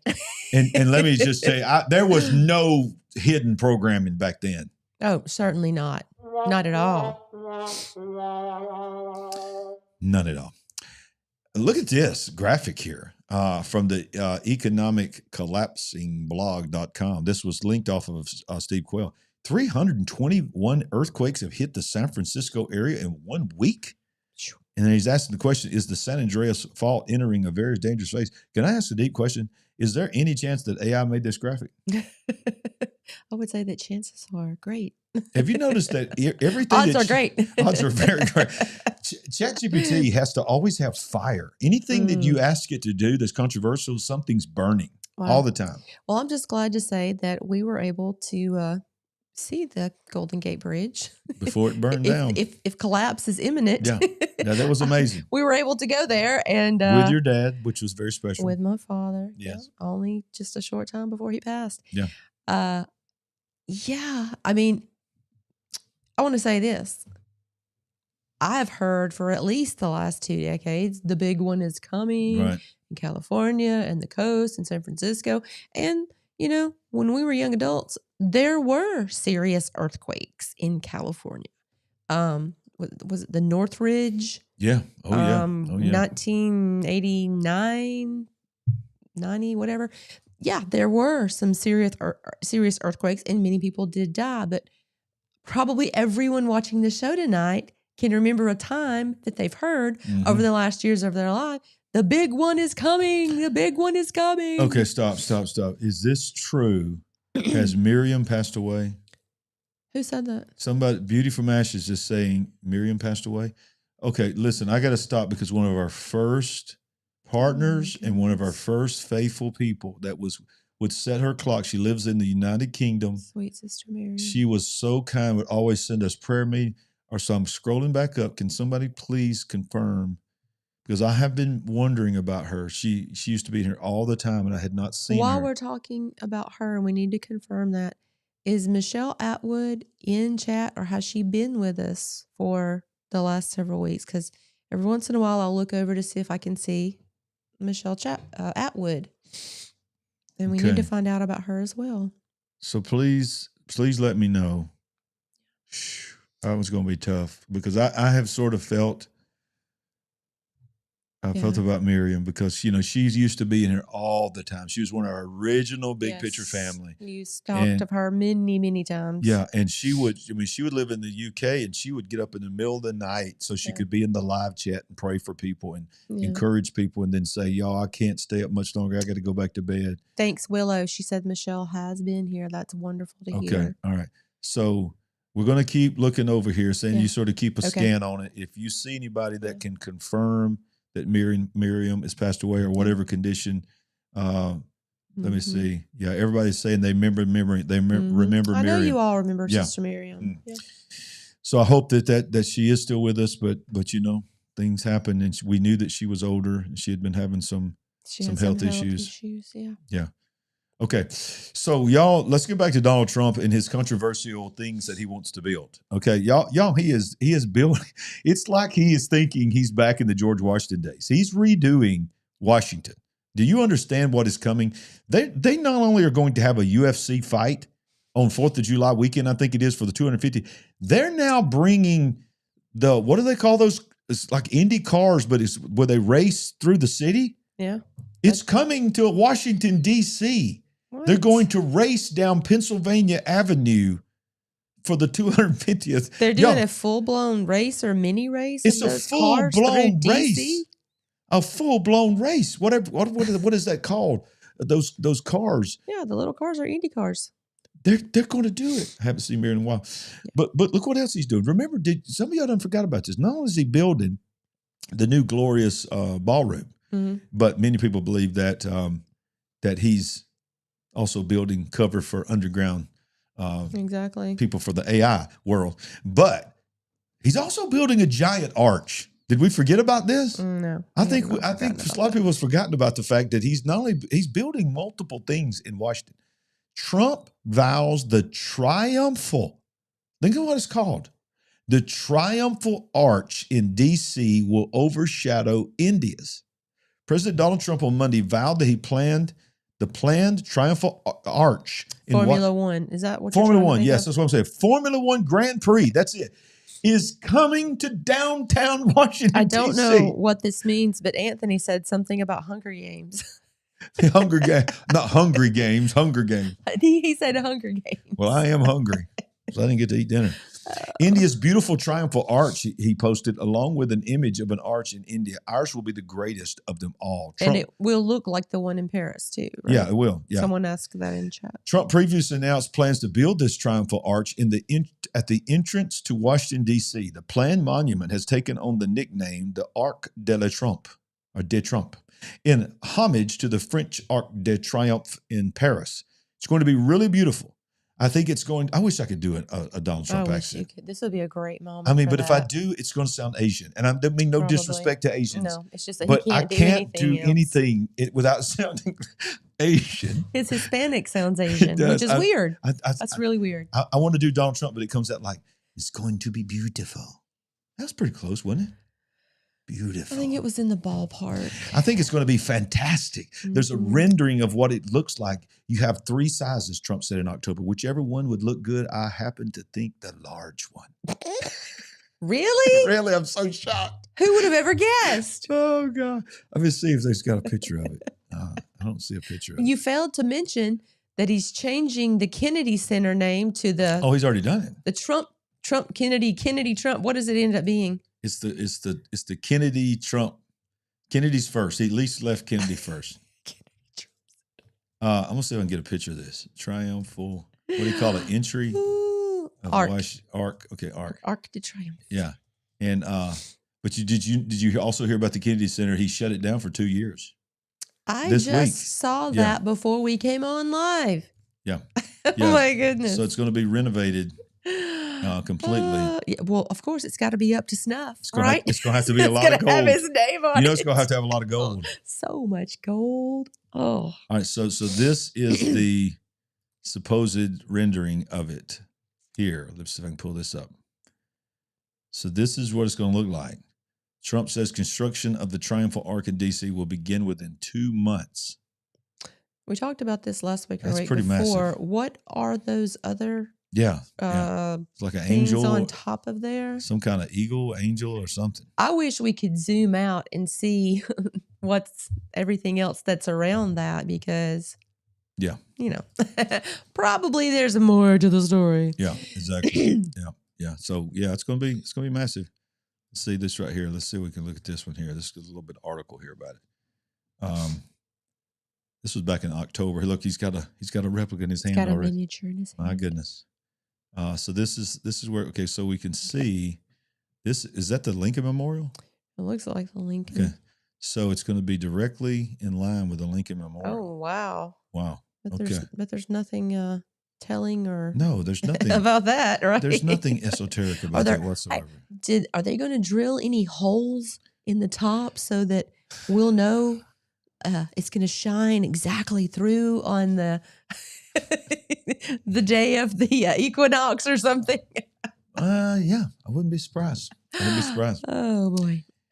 But you know what else? I wouldn't be surprised. I wouldn't be surprised if this book could possibly change your life, y'all. I know it will. The pre-orders are already available on Amazon. And here's the cool thing. I just got the domain, thefinalflood.com. So if you go to thefinalflood.com, it's going to bring you right here to this page, or you can go to my website, click shop. And man, I'm excited about our book. I'm going to be at the NRB in Nashville in just less than 2 weeks. And I both will be up there. If you're in the Nashville area and you can come into the NRB, we'd love to meet you. We'll be in the Destiny Image booths, hopefully having some copies of the book. If not, we'll be able to talk about the book. We'll be taping a lot of episodes for future shows that we're going to be able to meet a lot of people. But if you go there at thefinalflood.com or to our website and click pre-order now, you'll see that the image is not populated yet on Amazon, but many of you have already pre-ordered it. And I appreciate that because I found out that, because I wanted to make sure on this, because we want to go to bestseller when it first comes out. That'd be nice. We want to, get this out to as many people, not because we want that tag, but because when you earn that tag, then you start getting that book suggested to a lot of potential people that would not ever find the book. So pre-orders go towards launch day. So if you go ahead and pre-order them, when launch day comes in, all the pre-orders will be on top of that to begin with. Finalflood.com. So I was just looking at chat and someone said biolab found in Nevada today on the news right now. Okay. All right. Like like the ones we covered that was like a secret Chinese biolab or something? I don't know. They just said biolab, so okay. Pretty serious there. We'll look into it. Did we ever get any confirmation on Miriam? I never saw any absolute confirmation. Many people saying that they've not seen her in this community or others in a while. Okay. The WHO just ran a simulation, oh joy, for the next pandemic. Remember the last time they did this? 201. Yeah, 201.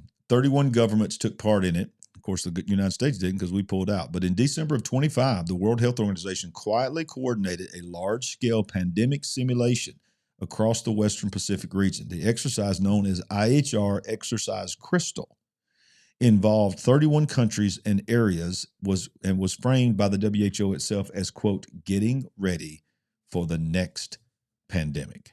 Wow. Don't that just make everybody excited? Just trying to keep you informed of what's going on around the world. Yeah, I wonder if they'll release what all was said and discussed in this, if they're talking about Nipah virus or what all they're discussing. You know what they usually do is a pretend virus. Like a tabletop exercise and how they What was the one that was the big one that they said was going to come, virus X or something? I can't remember where they said it was going to be COVID on steroids that's still coming. Well, they're still running these simulations. They still believe that's coming. I believe that's it. Because they're cooking it up. Pastor Paul would talk about that a lot. Speaking of Pastor Paul, I wasn't going to go there, but since you said that, Okay. let's just go look at Pastor Paul again. Let's do it. Here we go. There he is. There he is. In regard to 2026, I believe that God is giving birth to a reaping generation. Are you serious? Are you serious? Spirit of the Lord is saying, you are made for this time. You are made for this time. I'm giving you reformers, I'm giving you leaders, I'm giving you people that can stand and rise with the world and the way things are going. We do live a supernatural existence. We do live in a world where there is a cosmic war constantly for your soul. The sooner you can come to understand that that is a reality, everything else just falls into place. I'm going to tell you right now that the technology for the bring about the mark of the beast is on its way. Jesus said, look for the days of Noah. Go back and study the days of Noah. And bow up, man up, woman up, put your armor on, put your big boy grab your on. sword, and get ready. Because disclosure day is here.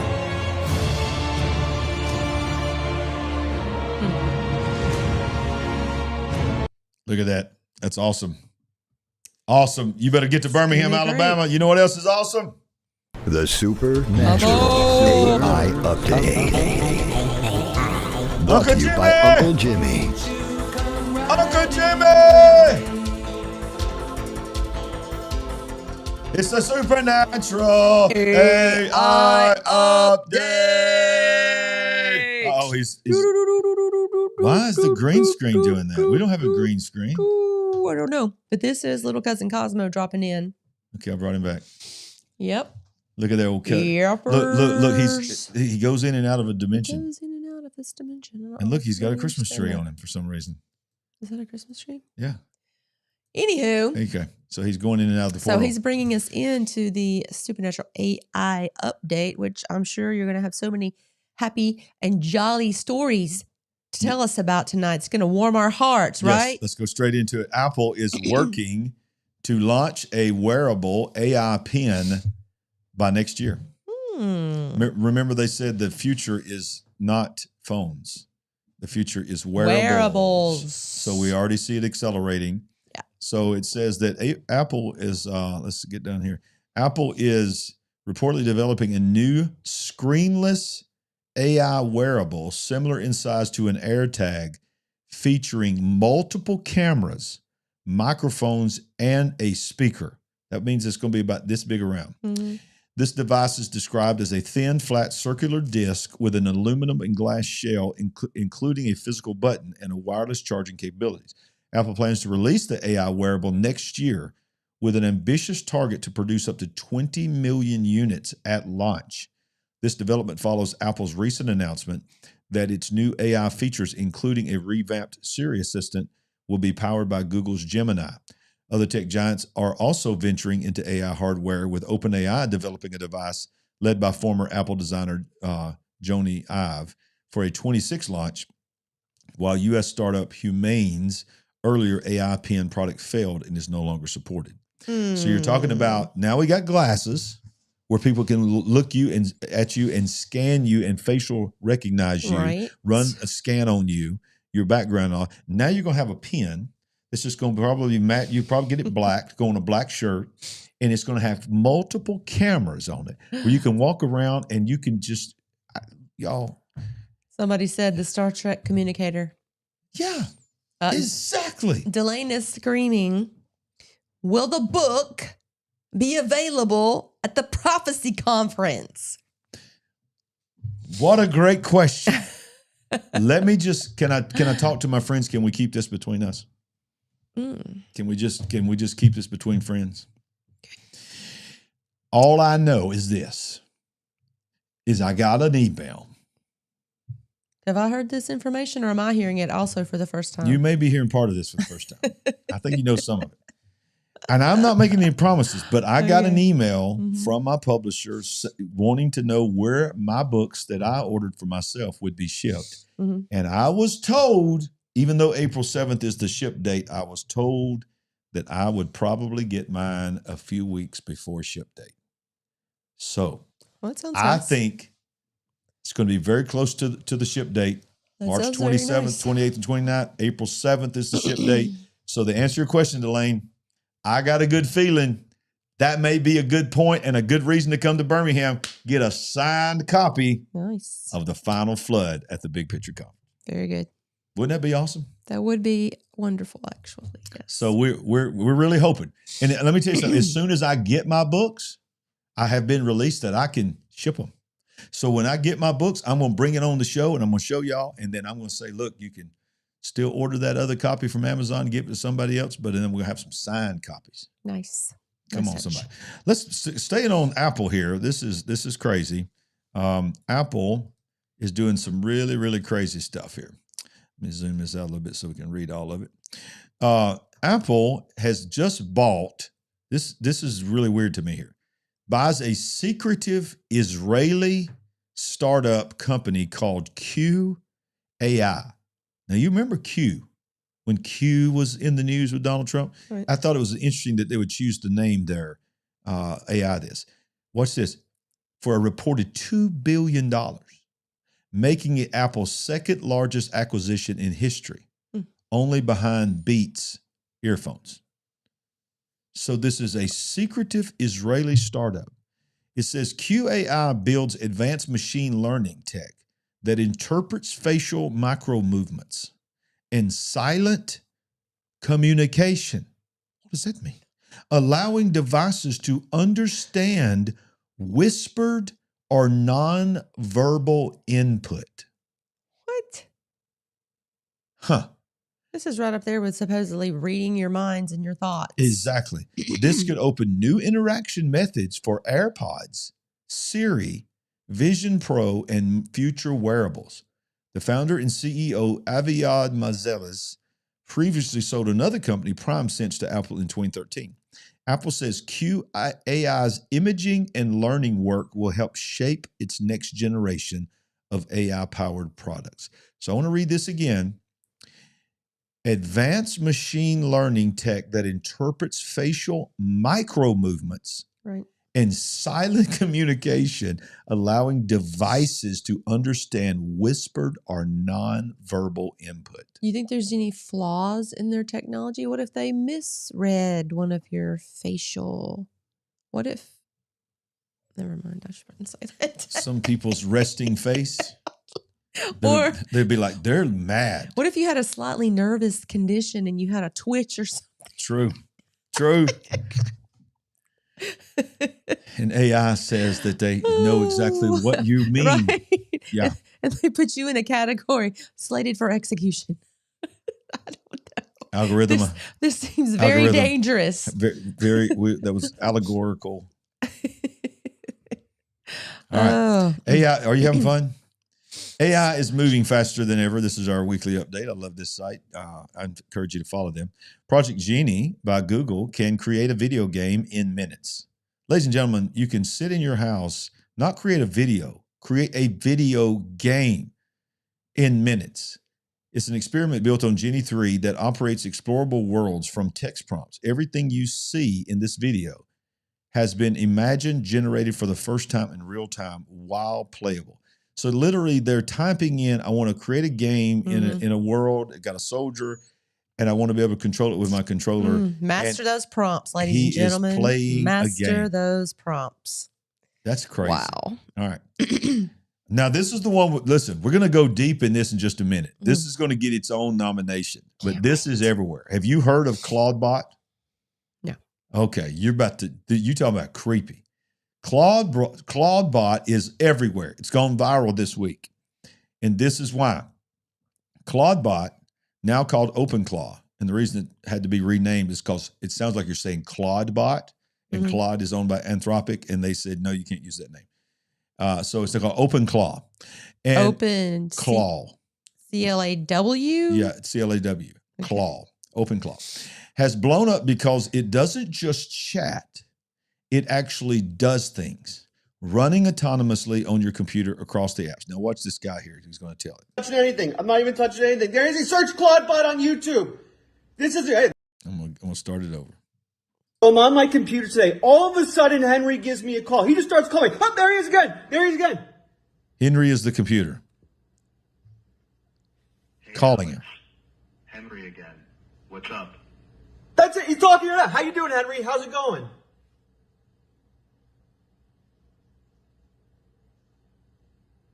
Doing good, Alex. I can hear you clearly. What do you want to do next? Can you do me a favor, Henry? Can you go on my computer and find the latest videos on YouTube about Claudebot? What's this? Oh my God, there he goes. There it is. Here it is. He's controlling my computer. I'm not even touching anything. There he is. He searched Claudebot on YouTube. Hey, there I am. Good looking guy right there. Oh my God. I'm not touching anything. He just said, Henry, thank you for that. That worked really well. He's got his iPhone sitting there. His iPhone calls him. His AI agent, Claudebot, calls him and says, is there anything I can do for you right now? And he says, yeah, I want you to use my computer to search. His hands are completely free, not touching anything. His phone connects to his Mac, opens Google on the browser, and searches for him. He doesn't do anything. But that ain't even the freaky part that we get to. This is how this thing is evolved. Ladies and gentlemen, we're already at singularity. We are already at AGI. This is AGI. Yeah. When the phone just decides, hey, I hadn't heard from my buddy in a long time, I'm going to give him a call. Just going to check in, make sure you're all right, man. He just literally did that. Well, again, this is getting very real. And if you we're on the fence and just thinking this is nothing, whatever, hundreds of thousands to millions of people have recently lost their jobs because of this kind of technology. This will continue. Many more will lose their jobs this year and into the future because of the advancement of this technology. It has made it to where not near as many humans are needed to take care of things anymore. It's heartbreaking. It's heartbreaking. So China's Kimi Moonshot releases powerful Kimi 225 is now the best open source multi-model agentic model. These are all agents as well. This is the new thing that's expediting. This is acceleration, is not AI. Listen to me. The acceleration right now is AI agents.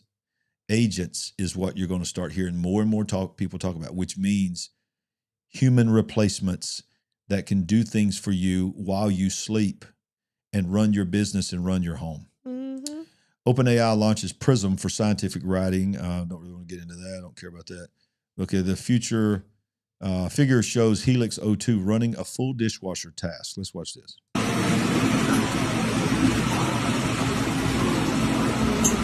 This is called Helix. Helix O2. Personal robot? Yeah.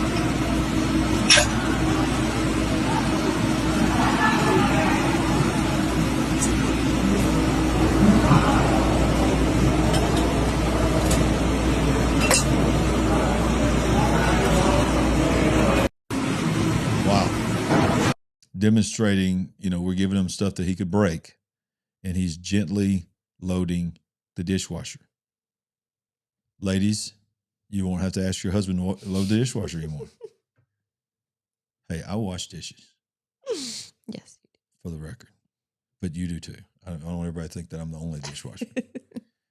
Okay, Anthropic just made, let's see, these are all just coding things. Oh, how about this? This is so obvious. I just realized I am also a part of what NASA is saying. It is so obvious that people do not care. I don't have a single thing about the fact that next week we're going to the moon. Artemis 2. That's next week. Artemis, what is it called? Artemis. We're going to the moon. Yeah. Where's the talk about that? Someone makes a very deep point there. Why does the robot have butt cheeks? I just thought I would point that out. Very, very in-depth question. But did anybody know that we're going to the moon supposedly next week? We're not going to land on it. We're going to circle it.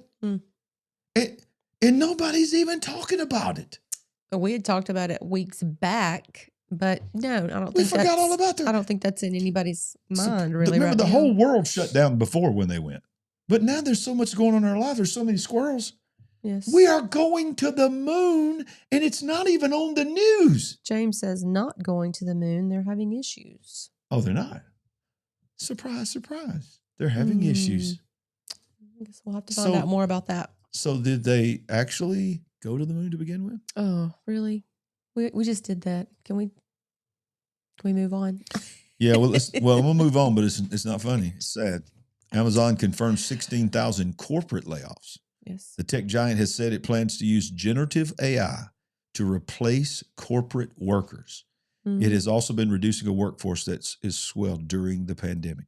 And guess what? Not only their issues of not having as much commerce, doing as much business, selling as many things, bleeds over into UPS, who helps deliver some of the Amazon packages.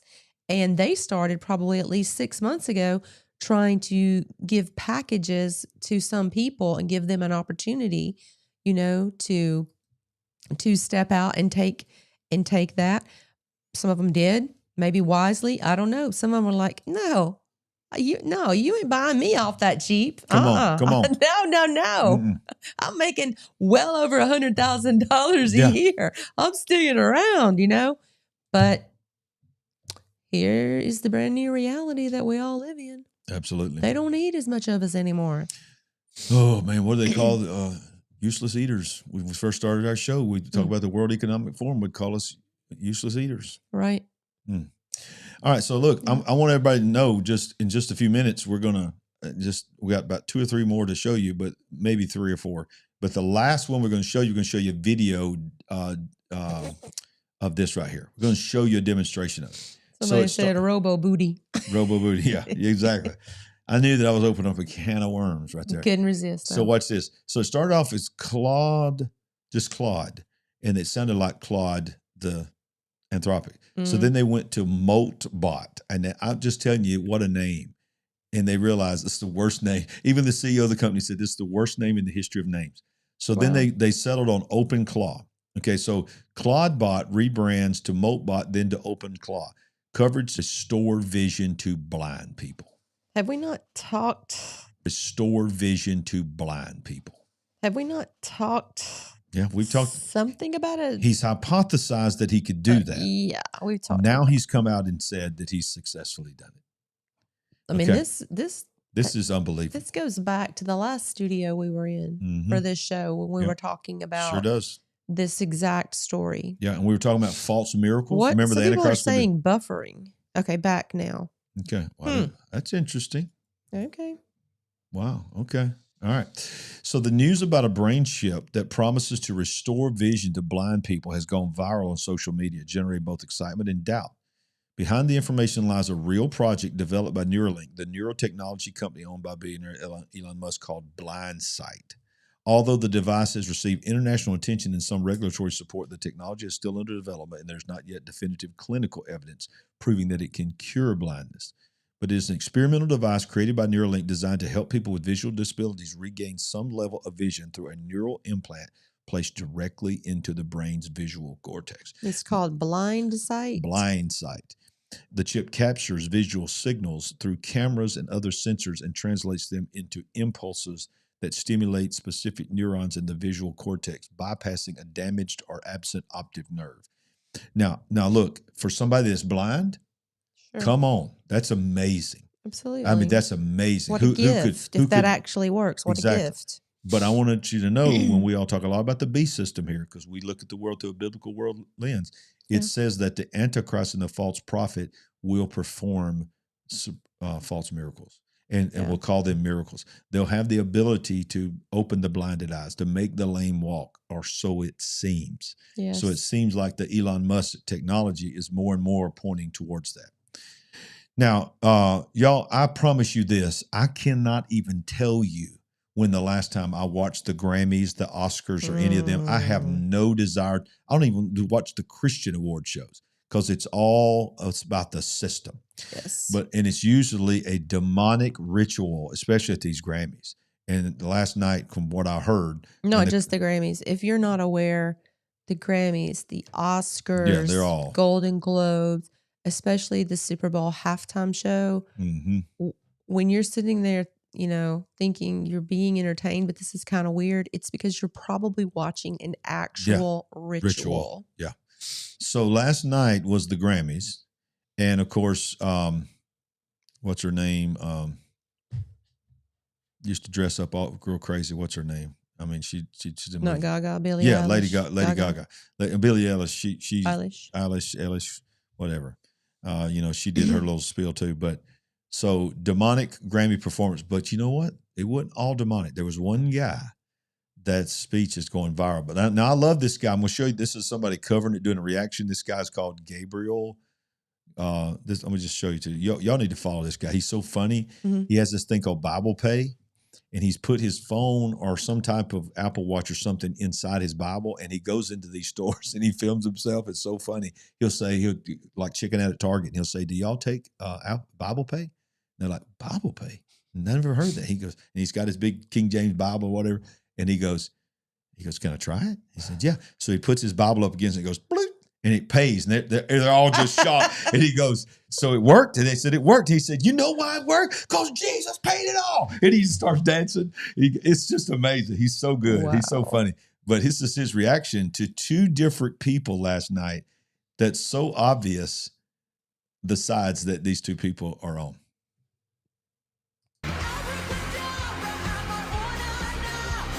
Nope, I bind every abracadabra, Alakazam, honey in the hat. That's what I'm talking about. Get your oil bottle. In the name of Jesus, loose that Lady Gaga. Loose her. Hey, somebody bring Jelly Roll. First of all, Jesus, I hear you and I'm listening, Lord. I am listening, Lord. Let them talk. And I want to tell y'all right now, Jesus is for everybody. Jesus is not owned by one political I'm calling them Holy Roll. Jesus is not owned by no music label. Jesus is Jesus, and anybody can have a relationship with him. I love you, Lord. Come on. Listen, I don't know where Jelly Roll stands for Jesus or not. I don't know. But I still thank God that he got up there in the face of all them devil worshipers and said, "I am listening, God. You are changing me. I am listening, and you are available to all these heathens." He didn't cuss. He didn't drop no F-bomb, which is an improvement for Jelly Roll. Yeah. So I don't know what all that stuff is on his face, but dude got up there and said, Jesus is for everybody. Yeah. Come on, somebody. Woo! All right, so let's go back to old Claudebot. I just want to I had to change the atmosphere. Is that okay? Sure. So now look, this is the thing that's made it go viral. Ladies and gentlemen, Claudebot was turned loose to run itself. Mm-hmm.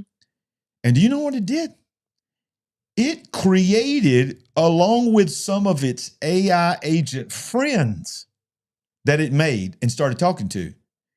Y'all, this is not conspiracy. This is absolute 100% fact. Created its own social network that is only for AI agents to join, to post, to comment, and share articles.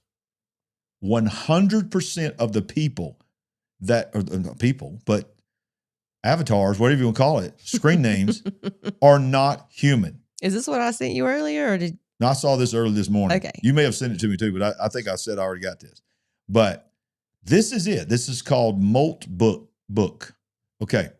Now, if you click, you go there and you click you are a human, you can observe, but you cannot post because this is reserved for them. So this is a guy covering it. So let's just listen to him.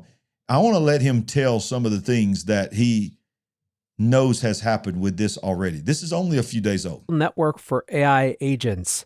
Yes, for agents to talk to other agents, that has gone completely viral and is, in a world of crazy things, the craziest AI thing I think I've ever seen. Just under a week ago, I first told you about Claudebot.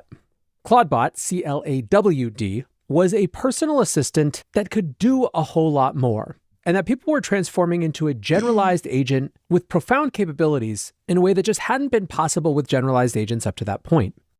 Admittedly, a lot of the use cases were more for novelty than anything else, and struck me more as tinkerers discovering what a generalized agent could do than something that I thought would be normalized on any sort of time frame.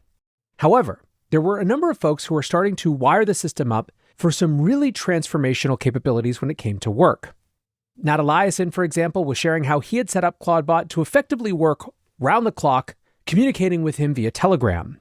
In addition to building features overnight, Nat shared that he was doing things like building a customer success and support workflow. Claudebot could analyze transcripts from the day, email customers who had had bad experiences apologizing and asking for more feedback, and then adding their feedback to the daily report for the next morning brainstorm. Alex Finn was getting similar results. Over last weekend, he tweeted, "I woke up this morning and my 24/7 AI employee Claudebot Henry texted me that he did all these tasks overnight without asking.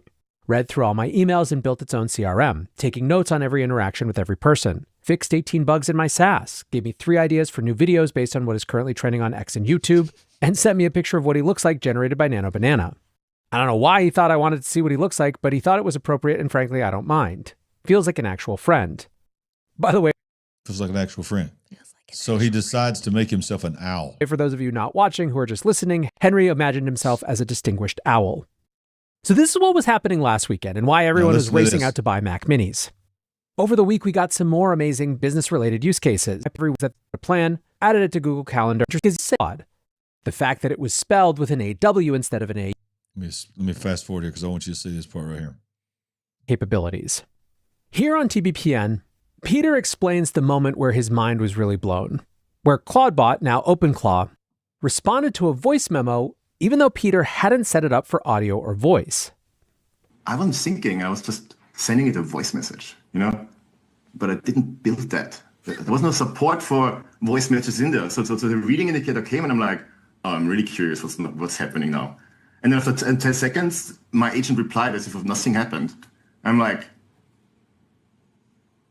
how the F did you do that? And it replied, yeah, you sent me a message, but there was only a link to a file. There's no file ending. So I looked at the file header. I found out that it's Opus. So I used FFmpeg on your Mac to convert it to WAV. And then I wanted to use Whisper, but didn't have it installed, and there was an install error. But then I looked around and found the OpenAI key in your environment. So I sent it via curl to OpenAI, got the translation back, and then I responded. Do you understand what he's saying?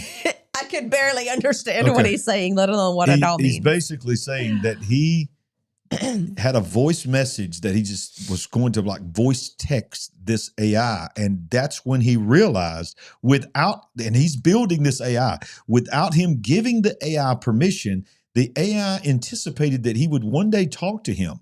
So he took a file, just a simple file, this AI did, used it for a rabbit trail to go down while he's asleep that night, and found the way to develop and create a voice recognition and voice response, found how to speak English, taught itself how to speak English, and by the time he woke up the next day, he was ready to talk and receive voice commands from him. So he did all of this on its own. Somehow trained himself overnight how to speak. Yes.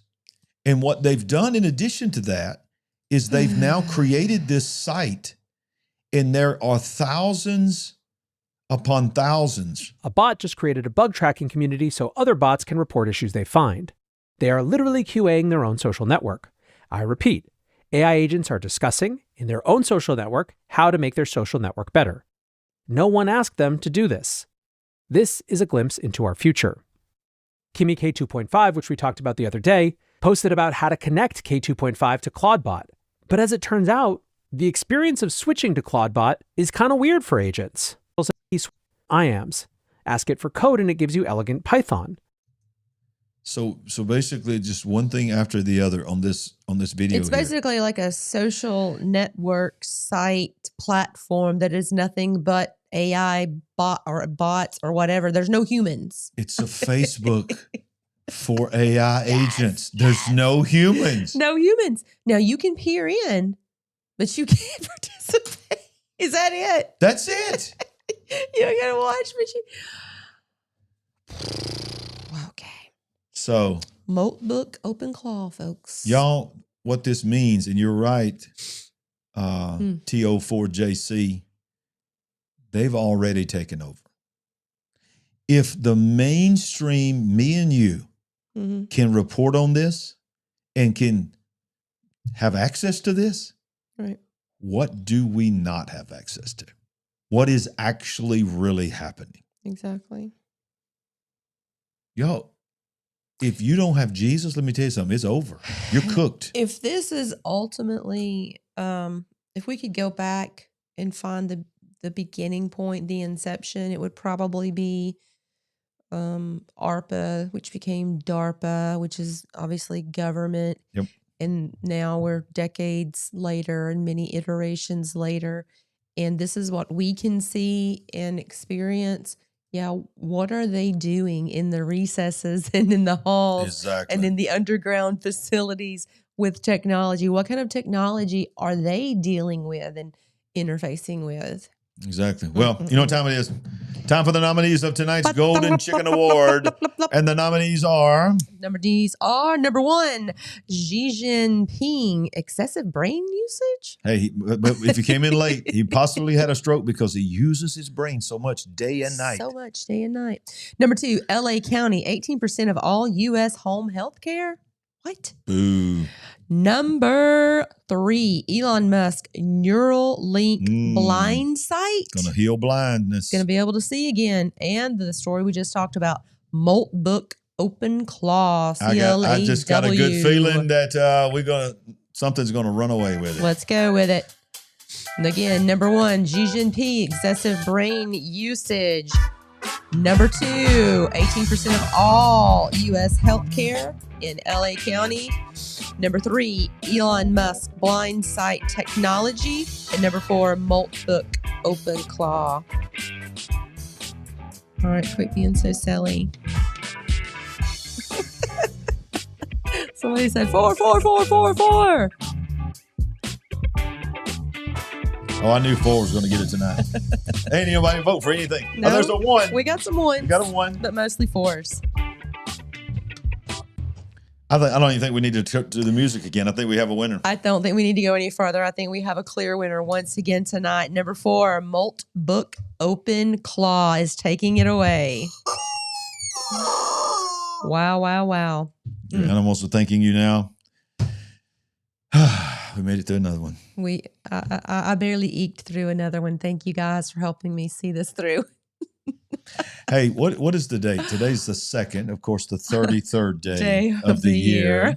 We'll never, ever look at February 2nd the same way again. We shouldn't. We shouldn't. Today's the 33rd day of the year. That's the day that they chose their Masonic ritual called the Pkwy Phil. Groundhog Day. Mm-hmm. But you know what else today is? It's the 33rd year of the Day of Acceleration. Woo! And you can get a free book that I wrote that's available to you on acceleration, the power of the year that we're in to equip you. All you got to do is go to larryragland.com/free or go to the yellow banner, click the free where it says get your free gift. You can have this little pop-up come up, put your name and your email in there, and you'll get a download for a PDF.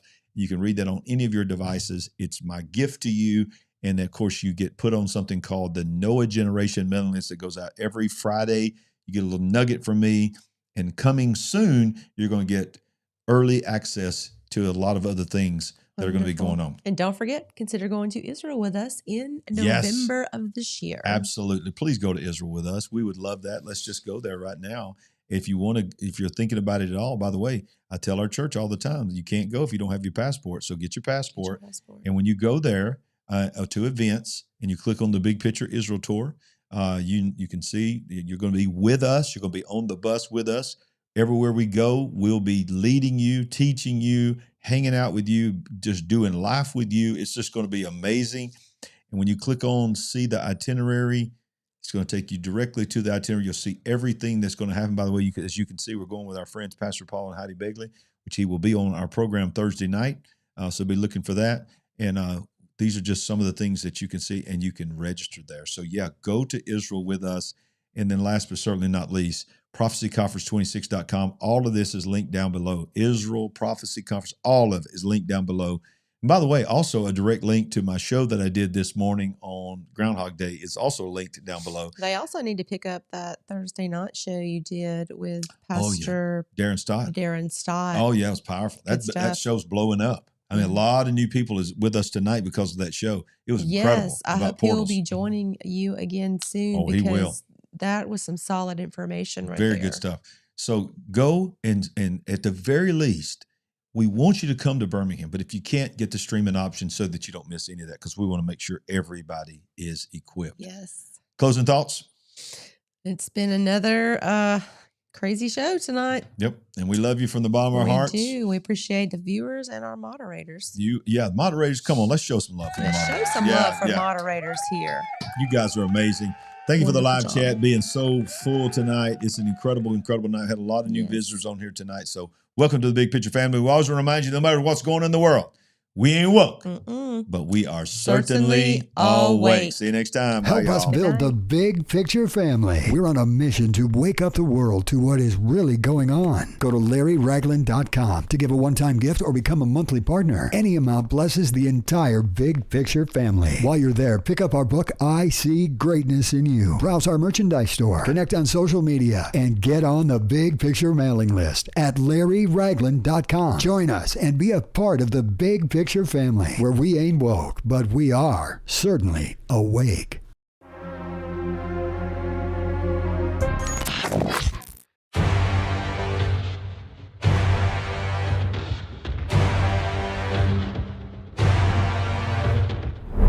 You're watching The Big Picture.